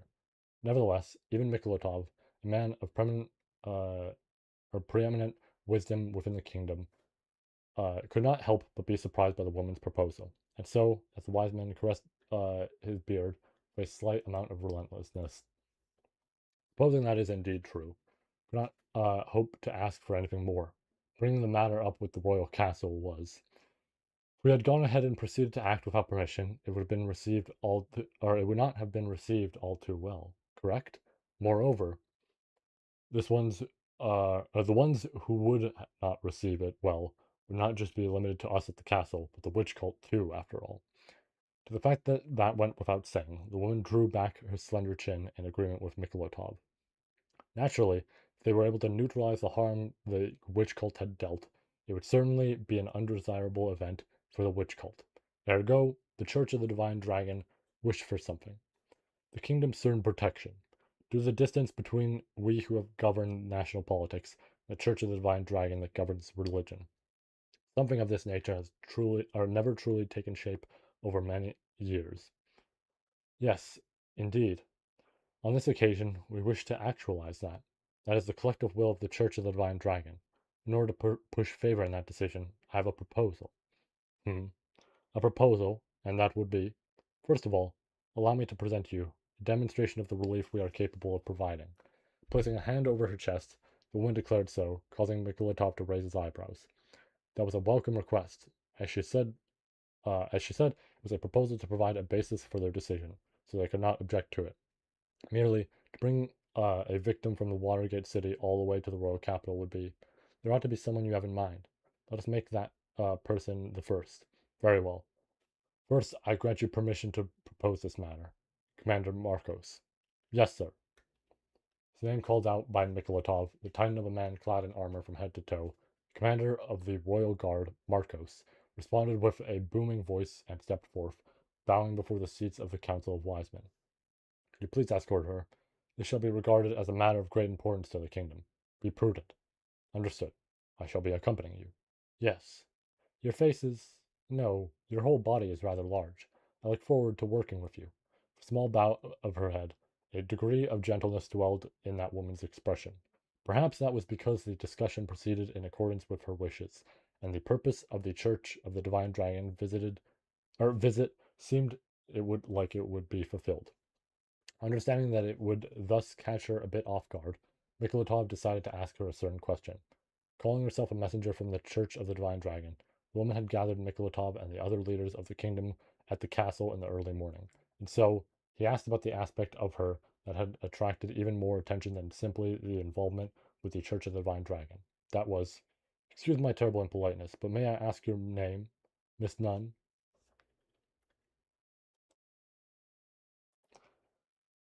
I have a feeling we're gonna get something here. Something probably real interesting. Can I get this whole thing? Oh, you know what it is? It's because of the M dash. The M dash is fucking with it. That's why. All right. One final look because we're probably right at the end. I'm just curious, as per usual. Oh yeah, 800 words. Yeah, let's take a drink and wrap it up. Let's take a drink and wrap this up.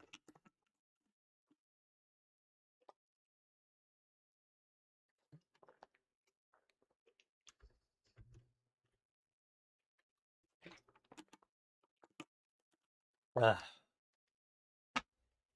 okay, here we fucking go. We're going for 3 hours, which is about what I expected. I'm gonna do tier lists after this, so don't worry about that.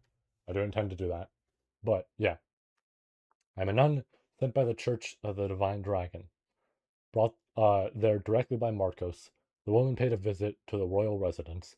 Faced with the person who called herself a nun, Fierce could not hide his puzzlement. Oh, this is where it's going to be, isn't it? This is where the spoiler I saw is going to happen. The reason why Fierce and Wilhelm were staying in the royal capital was to make a direct request to the royal castle to enlist in the survey team en route to the Pleiades watchtower now that it was cleared for entry, and by using the wisdom of the sage, extolled as being all-knowing, to learn of a means to save Krush, who's still suffering even now. This is going to be where the visual spoiler I saw was. Not the comic one, the visual one. Of course, from the letter sent by Amelia and the others, who had already returned from the Pleiades watchtower, it was made clear that the sage's existence and the wisdom were nothing so convenient. But even so, it was a greater possibility of the stagnated developments in healing magic. Really, how stupid. No matter how much I improve on any pre-existing healing magic, all it does is make it so I can't die, while doing absolutely nothing to relieve Krush-sama's suffering. Amidst this feeling of desperation, the research of the Blue had elevated the field of healing magic existing in the kingdom of Lagrunica by not one, but 3 whole levels in this short period. But at the same time, that did not make Furious feel anything other than worthless. At present, he was unable to save the person he wanted to save most. That fact pressed Furious into a corner, plunging him into darkness. And so, even though he had tried relying on the sage's wisdom at the Pleiades watchtower, save Kusama, the Church of the Divine Dragon can? Really? My faith forbids me from speaking falsehoods. I am not interested in further tormenting those who are already astray. Even if you don't believe me, it seems like your commander does. Responding to Furious's trembling voice, the nun gestured to Marcos, who accompanied her. As Furious raised his voice, exclaiming, "Commander," to Marcos, he nodded with his boulder-like expression. Heard that the Church of the Divine Dragon possesses magic and techniques that have been unveiled, that haven't been unveiled to the public. Starting with Mikolotov, the rest of the Council of Wise Men also believes there is value in leading her credits. But if anything else were to happen to Kurusama, none can lift the quaint stone alone. Silently, as the knight spoke those words, Fierce's breath caught reflexively. As Fierce's eyes welled with tears from turbulent emotions gushing forth from within him, the nun gently reached her hand out towards him, and with her slender fingers, she softly undid the firm clench of Fierce's own. With her doing so, as she was pleased with him, Fierce suddenly took notice of her beautiful golden hair, as well as the earnest illumination filling her crimson eyes, and widened his own eyes in surprise. That realization, spurred on by confusion, he failed to understand its significance. I beg of you, please allow me to aid the one you hold so ever dear, or hold ever so dear. Sorry. The Church of the Divine Dragon prays night and day for the well-being of the kingdom's citizens. No matter the doctrine they embrace, there are no exceptions to that. Who, who, who are you? She held her breath. I already see it down there. I knew it was coming. She held her breath at Fierce's question. However, keeping that brief hesitation contained to the blink of an eye, she gently held his hand in her own and replied. That was, Filore. That is my name. 15 years ago, the daughter of the king's younger brother had been abducted. Her whereabouts unknown ever since. With the name as the vanished princess, bearing the golden hair and crimson eyes emblematic of the royal family, the nun introduced herself. That's like, that's crazy too. Because, I mean, there's always a comment we can make of like Capella, right? Like it could be. Um, but it is crazy in a sense because this fucks with like Felt's whole thing in the actual selection. This messes with Felt's whole thing in the selection. So it's like, ooh, what does that mean then, right? What then? I'm so curious. Let's see his little offer note. Let's see what you have to say to pay. Here ends Arc 9. Thank you for accompanying me this far. What I wish to accomplish with Arc 9 was to portray the light and darkness of Return by Death. You did that fantastic, my man. You did that fantastic. What could the light of death be? To everyone who had finished reading, which did you think was the return by death of light, and which did you think was the return by death of darkness? Either way, we'll be plunging into Arc 10 from the next chapter onward. There'll be many parts that did not go as planned, but overall, I think the gamble in storytelling is whether or not what you actually end up writing will end up becoming more enthralling than what you imagined before writing. The plot of Arc 10 is interesting. I think some parts will be even more interesting than the plot. Look forward to it. Thank you, Tepe. This was awesome. This was a good ass arc. This was a good. Let me go like all those chapters, or not chapters art. Let me go like all the art. And yeah, this was great. This was great. Okay, that one just led to a profile. That one's the actual art. That one's the actual art. There we go. Okay, I'm going to go to the next one just to have it saved. Yeah, Arc 10, Chapter 1. We did it! Ladies and gentlemen, we did it. We are officially at Arc 10. We're here. That's awesome. Okay. Um, so let me ready up some of the things here that we're gonna do, obviously. I wish there was a light mode for this. Is there a light mode for... I know that's weird to say. Is there a light mode for tier list maker? Is it like site dependent? Because I like you can... I'm super in the dark here. That's fine. Let's do ReZero all charactered. Hopefully we can get a good tier list with every single character. I hit enter and it didn't accept it, and now it's going to.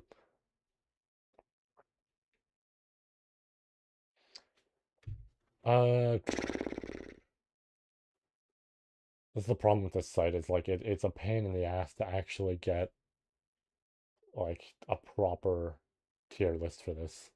Should I use the old one I had? I guess I could just go back and edit it, right? I guess I could just always go back on that and just edit it.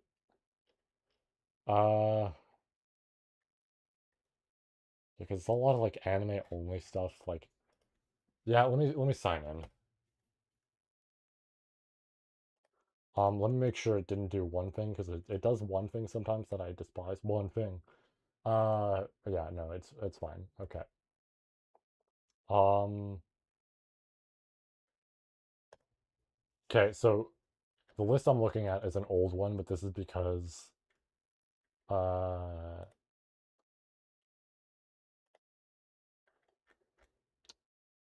I can like edit it after, right?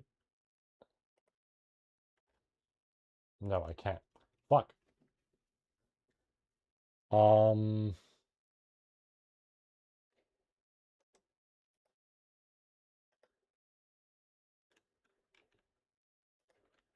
here's what I'm gonna do. I'm gonna do this, and then I'm going to log out. And then I'm gonna go back in via that.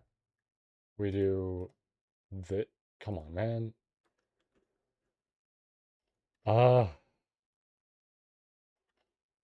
I wish this site didn't suck because this site genuinely is like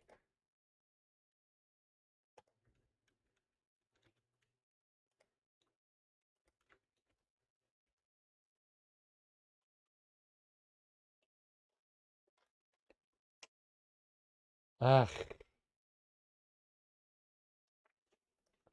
ReZero all characters tier maker. 2025. That should be accurate because it's 2025. I mean that'll be about as accurate as we'll get. Oh, she's literally down there. Yeah, yeah, yeah. Okay. I also want to see. I want to look at the wiki.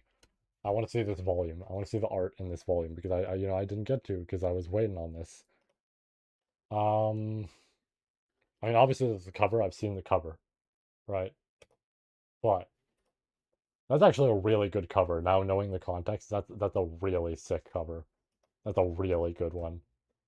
Um, oh, so the ice wings is one of the illustrations. I like the horn in there and everything. That's a really good one. The ice wing one is pretty damn good. Uh, I like the Petra facing off against Al one. I guess Subaru is low opacity, but I was hoping he'd be a little bit like lower, or he would be like kind of blue, I'm gonna say, to compensate that. And then yeah, there's Fulore like praying there and everything with all of them. Hmm. And then individual illustrations, yeah, Al by Echidna, Yay with the whole Crimson Sakura, and then that serious look on her face. Yeah, Rem winning, of course, that fight, which is a pretty cool looking one. Uh, that whole scene with Echidna. Yeah, Petra's breakdown. Uh, oh, that's sick. Pyrrhus's healing plus Petra's whole compression there. That's awesome. Rem's Morningstar aiming. Oh, but she's crying too. That's really good. And then yeah, the orb. Putting Al into the orb makes sense, right? You want to also have that in there. The Petra illustration with the two of them walking, that's fitting. And then the illustration with Krush. And then that's it. Okay. So now what I'm gonna do is I'm gonna pull up my old tier list. Because I don't remember where some of the rankings were, so I want to get it accurate, right? I don't remember everything I had put, so I want to get some of that accurate. Um, when did I post my last tier list? I guess it would have been Arc 8. So we have to find when I posted about Arc 8. Well, that'd be Priscilla there, so that would be close because that was around the time. Uh, Surely it's around here. Yeah, it's here. It's here. It's right here. Okay. So I have my tier list. So what I'm gonna quickly do is we're gonna put in the characters just real snappy. All right. Um, I need to push this to the side. It's gonna look a little rough. That's okay. I'm also gonna get rid of a few tiers. I think I'm only gonna rate characters just because of how this works and how how this ends up being sometimes. I think I am only going to do characters that are in B or above. So if a character is B or above, I'll rank him. Otherwise, no. Because when we get to C, it becomes unorganized and we just kind of throw characters in there. I'll probably like a lot of the characters that aren't ranked are automatically probably going to end up in there, right? So I think it's fair to have our B tier, our A tier, S tier, top 10. Very simple. Uh, so we go top 10, and I'm just very quickly anybody who I don't think has, maybe not don't think has changed, but anybody's tiers in these spots, I'm just gonna quickly put in. So I see Rem here. I'm gonna put Rem in. Subaru, right? I'm top 10 kind of requires a little bit more work. Ooh, excuse me. Sorry. Where's Beatrice? Where's Beatrice on this list?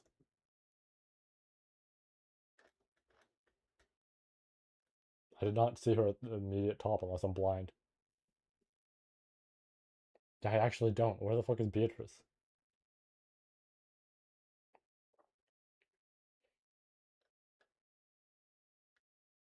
Where is Beatrice on this list?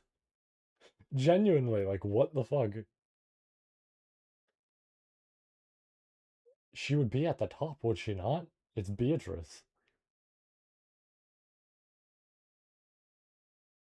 Uh,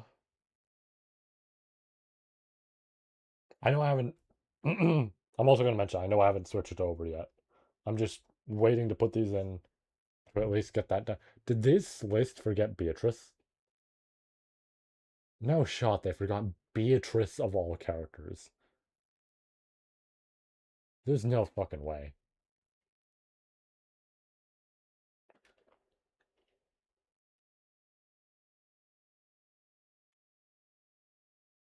I'm like just scanning each row now, like just to make sure. Because you just automatically put her at the top, wouldn't you? Because here's like Priscilla and all, like the Priscilla's camp I'm looking at now, and they're all organized there. And then there's the Garfield's mom's other kids and her. And then yeah, like here's the OG crew. Like there's Raid, there's the King, all that. Like oh, there's Beatrice. Oh, okay, I see. She's with the other characters from like 400 years ago. Okay, that makes sense. I mean, she should be at the top realistically, but all right. God, now it means I have to like look for Frederica or some shit to find Garfield. I mean, there's Frederica, so Garfield hypothetically should be high, but uh, you'd think it'd be just organized like Amelia Camp, like doesn't matter if they joined later, just Amelia Camp, full stop.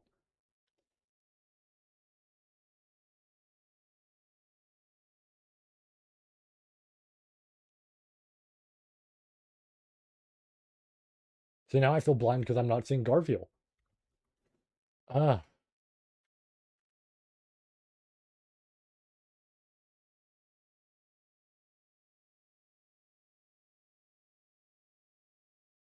there he is. Okay, he was slightly lower than. Why was he in the middle of the generals? I don't know why. Melee, yeah, like Melee's at the top. Ram, Amelia, Capella. I did see you. Yeah, there you are. Wilhelm, I saw way down here. And Al, and I think Al is going to move, but we'll get to that. We'll get to that. Al, you were by, yeah, I was gonna say by the rest of the Priscilla camp. Then after that, we have Krush. I'm not gonna say anything, but you already know. You already, I talked about visual spoilers. You already know. Priscilla. Where is Priscilla? Was she near the bottom? Is that where I saw her? Where art Priscilla?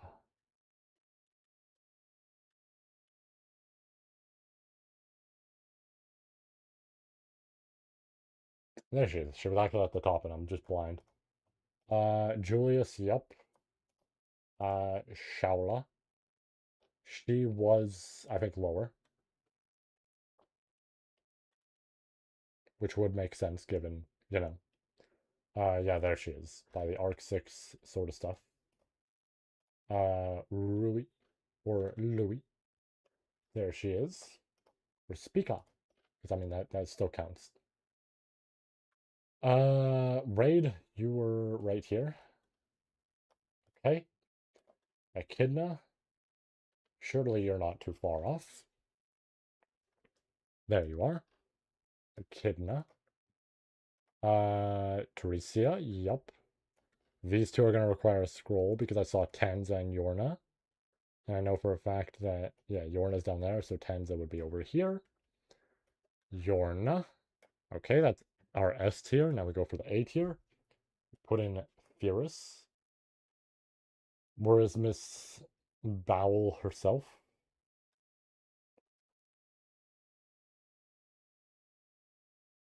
Genuinely, where is she? Oh, there she is. Uh, Regulus. Otto. Where is Sirius? There's Sirius. There's Mimi. There's Juice. Where is Juice? There's Juice. There's I'm forgetting her name. It's Medium, I want to say. It's been a bit. It's been a bit. Um, whereas where's Todd? Where would he be? Oh wait, no, I saw him down there because I saw it was like Arc 7 characters, yeah. Him. Did I see Flop there? Yeah. So Flop, you go in. Patricia, you are by. Congratulations on being by. Where's Patricia? Because I saw Otto's Dragons up there. She's not at the top, which is interesting.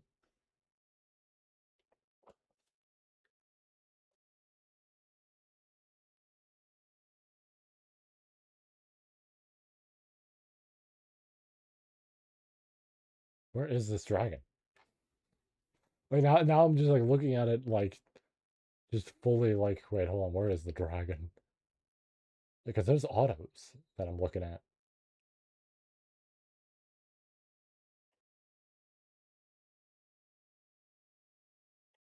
I don't think that's her. Yeah, absolutely not. I was gonna say, like, that looks like a really far shot of a dragon, but I don't think that's her. Oh, there she is. I found her. I found her. Uh, where is Ryuzu? Is that Ryuzu or is it Sphinx? That might actually be Sphinx. No, no, Sphinx is on there. I see where Sphinx is. Yeah, it's regular Ryuzu. Ryuzu. Where's Ryuzu? And she just might be by the other characters from like 400 years ago. No. Uh,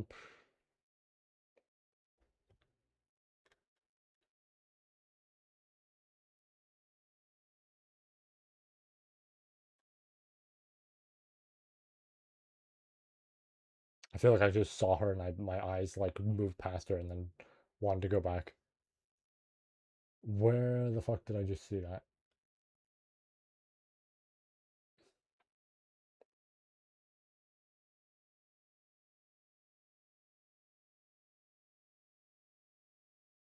It's the problem with having so many characters. It's like actually hard to pinpoint one.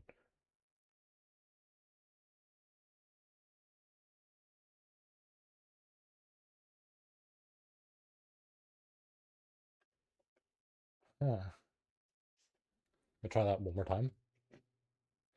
Oh wait, no, she's literally. Oh, wait, she's at the top. My bad. Okay, and now B tier. This is where it gets a little tricky because there's a lot. Where's Fox Donna? I think she was actually by the Arc 6 characters. There she is. No, she's not. Nope, not that tier. Reinhard? Yep. Puck? Yep. Roswell? Yep. Uh, Anastasia? Yep. Fourier? I saw you. Yep, there you are. There you are. There's Madeline. Where's uh, where are you, buddy? I mean, surely by the Arc 7 stuff? Maybe not. Hmm.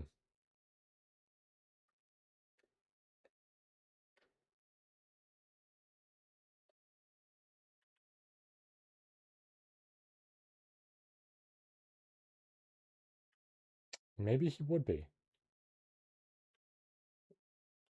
Because this is Arc. So I'm looking at the Arc 7 stuff. I mean, he's technically an EX novel character. It's just uh hmm.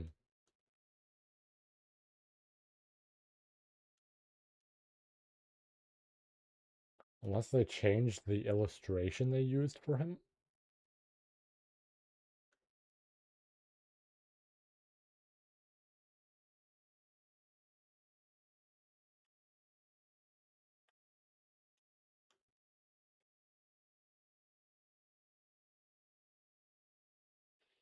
I hope not, because I mean it's gonna throw me off. Oh wait, no, he's totally at the top because he was one of the generals. Yeah, I just realized. I'm like, wait, he was one of the generals. He's gonna be at the top. Fortuna.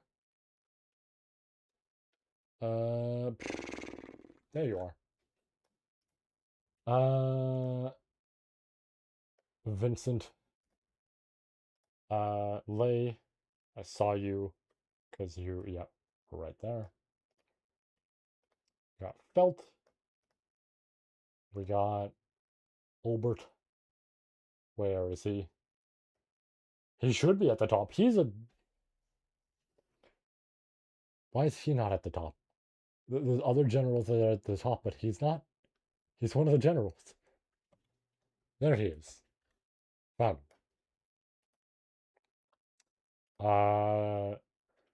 I'm forgetting his name, but there's like Carol and then there's him.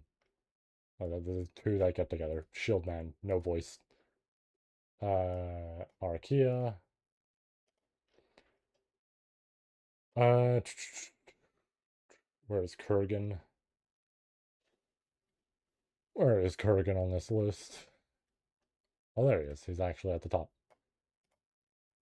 I never would have thought he would be, but there we go. Stella, we got Sphinx somewhere. Or she's by the, yeah, I know where Sphinx is actually. She's by the 400 years ago characters, yep. I said 400 years ago, but most of them are actually like from EX2 and a couple of them are 400 years ago. I forgot this one's name. That actually happens a decent bit, but you go up here. Chiza. Frederica, yep. Get Frederica in there. You get Pandora. Where is Pandora? There's Pandora. Carol.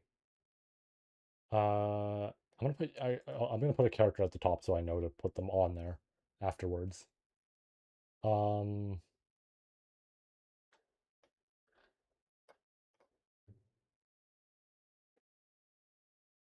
yeah. Heinkel after that. I know where Heinkel is. I just gotta find the spot for him. There he is. Heinkel. Uh, I'm forgetting her name. She's like almost the femme fatale sort of character from EX5. There's Jamal. Get him in there. There's I forgot her name, but she constantly touched her scar on her eye in Arc 7 and 8. She might be by the top actually, because no, okay, I was gonna say related characters were up there. Um,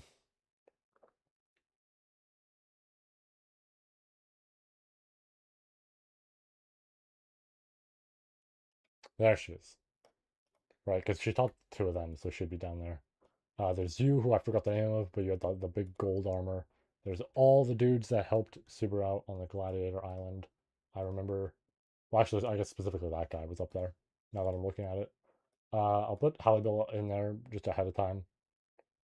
And I know before him is the what was it? Was it Kathma? Was his name? The like insectoid dude. There we go. He's in there. Katya. Katya would, yeah, I was gonna say probably be low with the others. And there's also Mr. King of Thorns as well going in there. There's the Afro dude that I remember really enjoying. There's Mazelda. Put Mazelda in there. There's uh Mr. Starseer Man, the guy who can predict things. Well, I guess not predict things, but dream, all that. And then there's Silas's father, who is right there. Yeah, it's like Rowan or something like that, I believe. Okay, okay, it is done. We are good to go.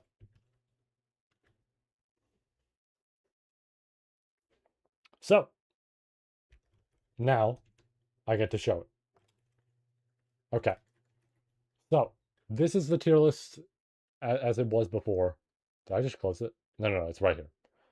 So this is the tier list as it was before, all that. I removed C tier and below and all that, right? And we're keeping true to this. Okay, so with that in mind, let's change up the characters that we need to.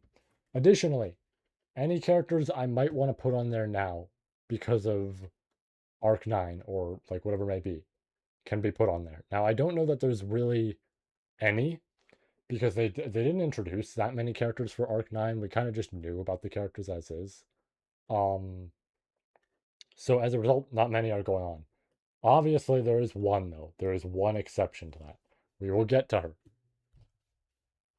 But let's go over this. Al, no, not above Amelia, but I think above Capella for now. I think that's correct. I think I like Capella a lot, but I think this arc did a shit ton for him, and obviously it did. But this arc did a shit ton for him, and there's more to come with his character. I think that's just only natural. Um, Petra. Let's just do Petra right now. She goes No, she goes S tier. She goes S tier. She goes S tier is actually tough for me because I almost want to put her here, but I want to put her higher than that. But at the same time, I'm like, no, I think here's good. I think here's good because I love these two way too much to put Petra higher than them. So I think, yeah, I think she goes bottom of S tier, but that is still really fucking good, right? Massive, like, change for her character, all that. Yeah. There is actually someone we're forgetting that isn't on the list. I am realizing. But it's because he wasn't on the list before. He was actually. He had his own tier. Um, and now that we showed him, yeah, let's put him on. He was pretty damn good this arc, and he has more to do because we've established by now that he ain't done yet because of the whole reverse. Regardless of that, he goes on here. I think he goes higher than Archaea. Yes. Yes. I think higher than Archaea is good for him. Congrats, Roy, you made it. All three of you get to be on the list. Swag. Reinhard, I don't think changes too much. Though he was cool towards the end, like absurdly so. So I don't know. I'll think on that. I'll think on that. If spoilers I saw are true, maybe there'll be more. Maybe there'll be more. But we'll see. We'll see. Other than that, I'm trying to think of anyone else here who has to move up. I mean, Rem's already at the top. This is all pretty accurate. I kind of want to put Melee higher. I kind of want to put Melee higher. I'm gonna think on that.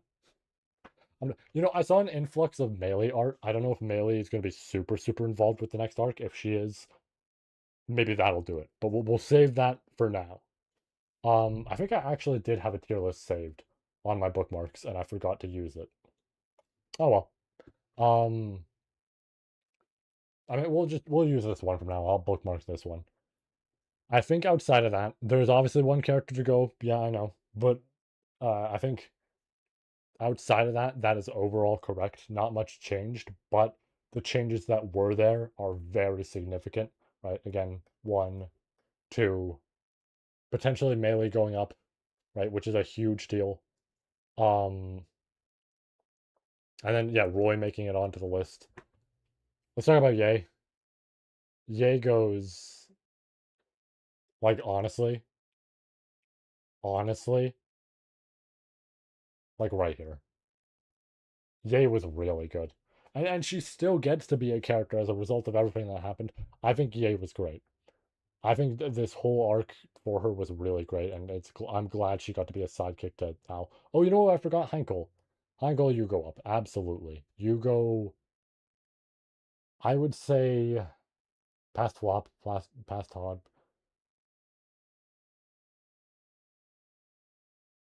I think before medium. I think before medium is a good spot for him. Okay, that is the character list now. And of course, no, I'm not going to do the joke this time as much as I want to.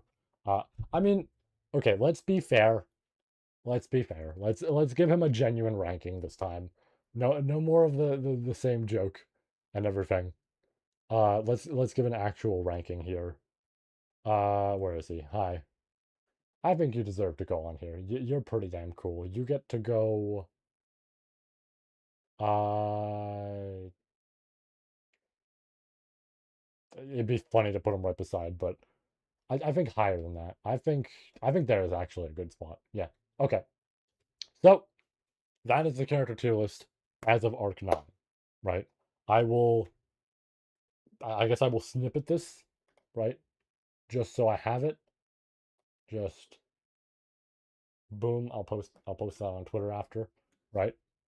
Okay.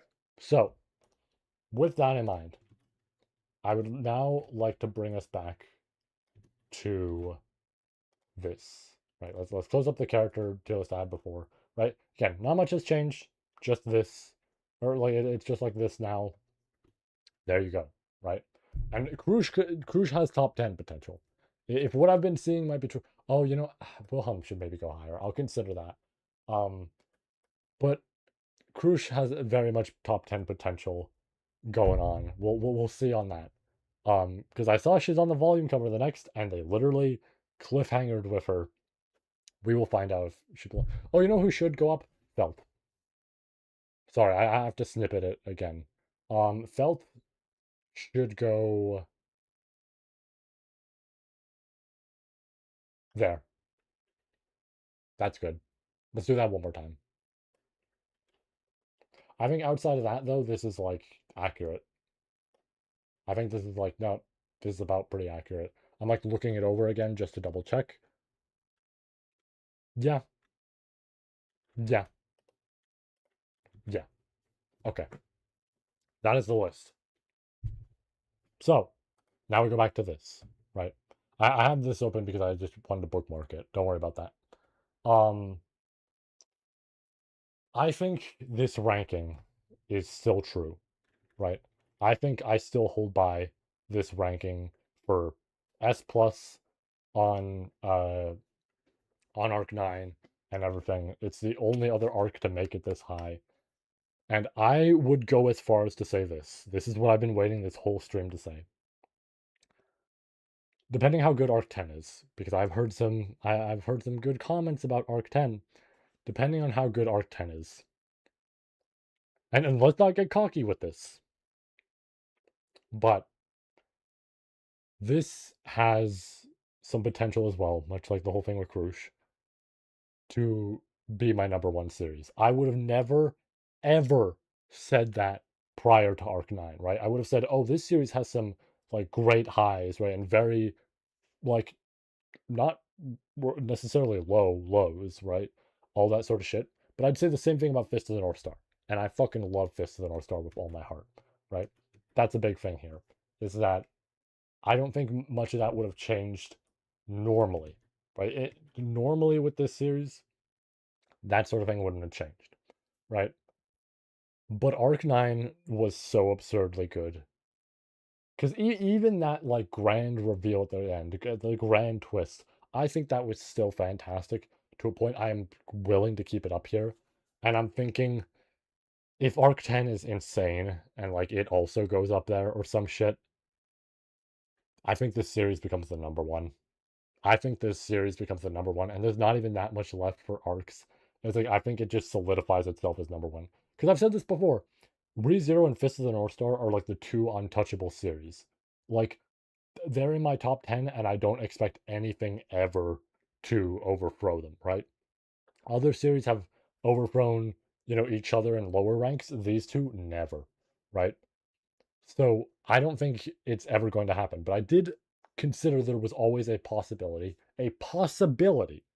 that ReZero could end up higher than Fist of the North Star, right? These two can clash together, but everybody else, gets knocked out. That's it, right?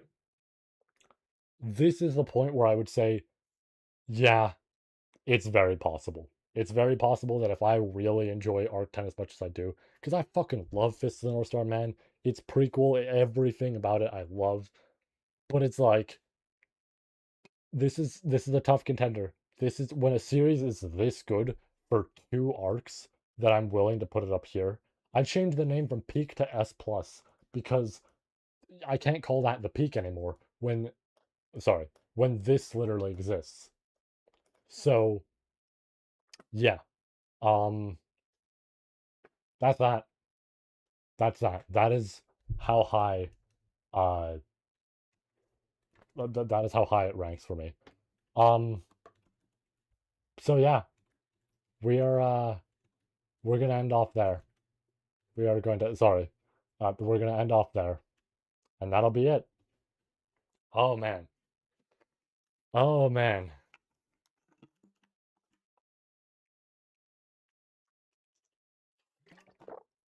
What a fantastic arc.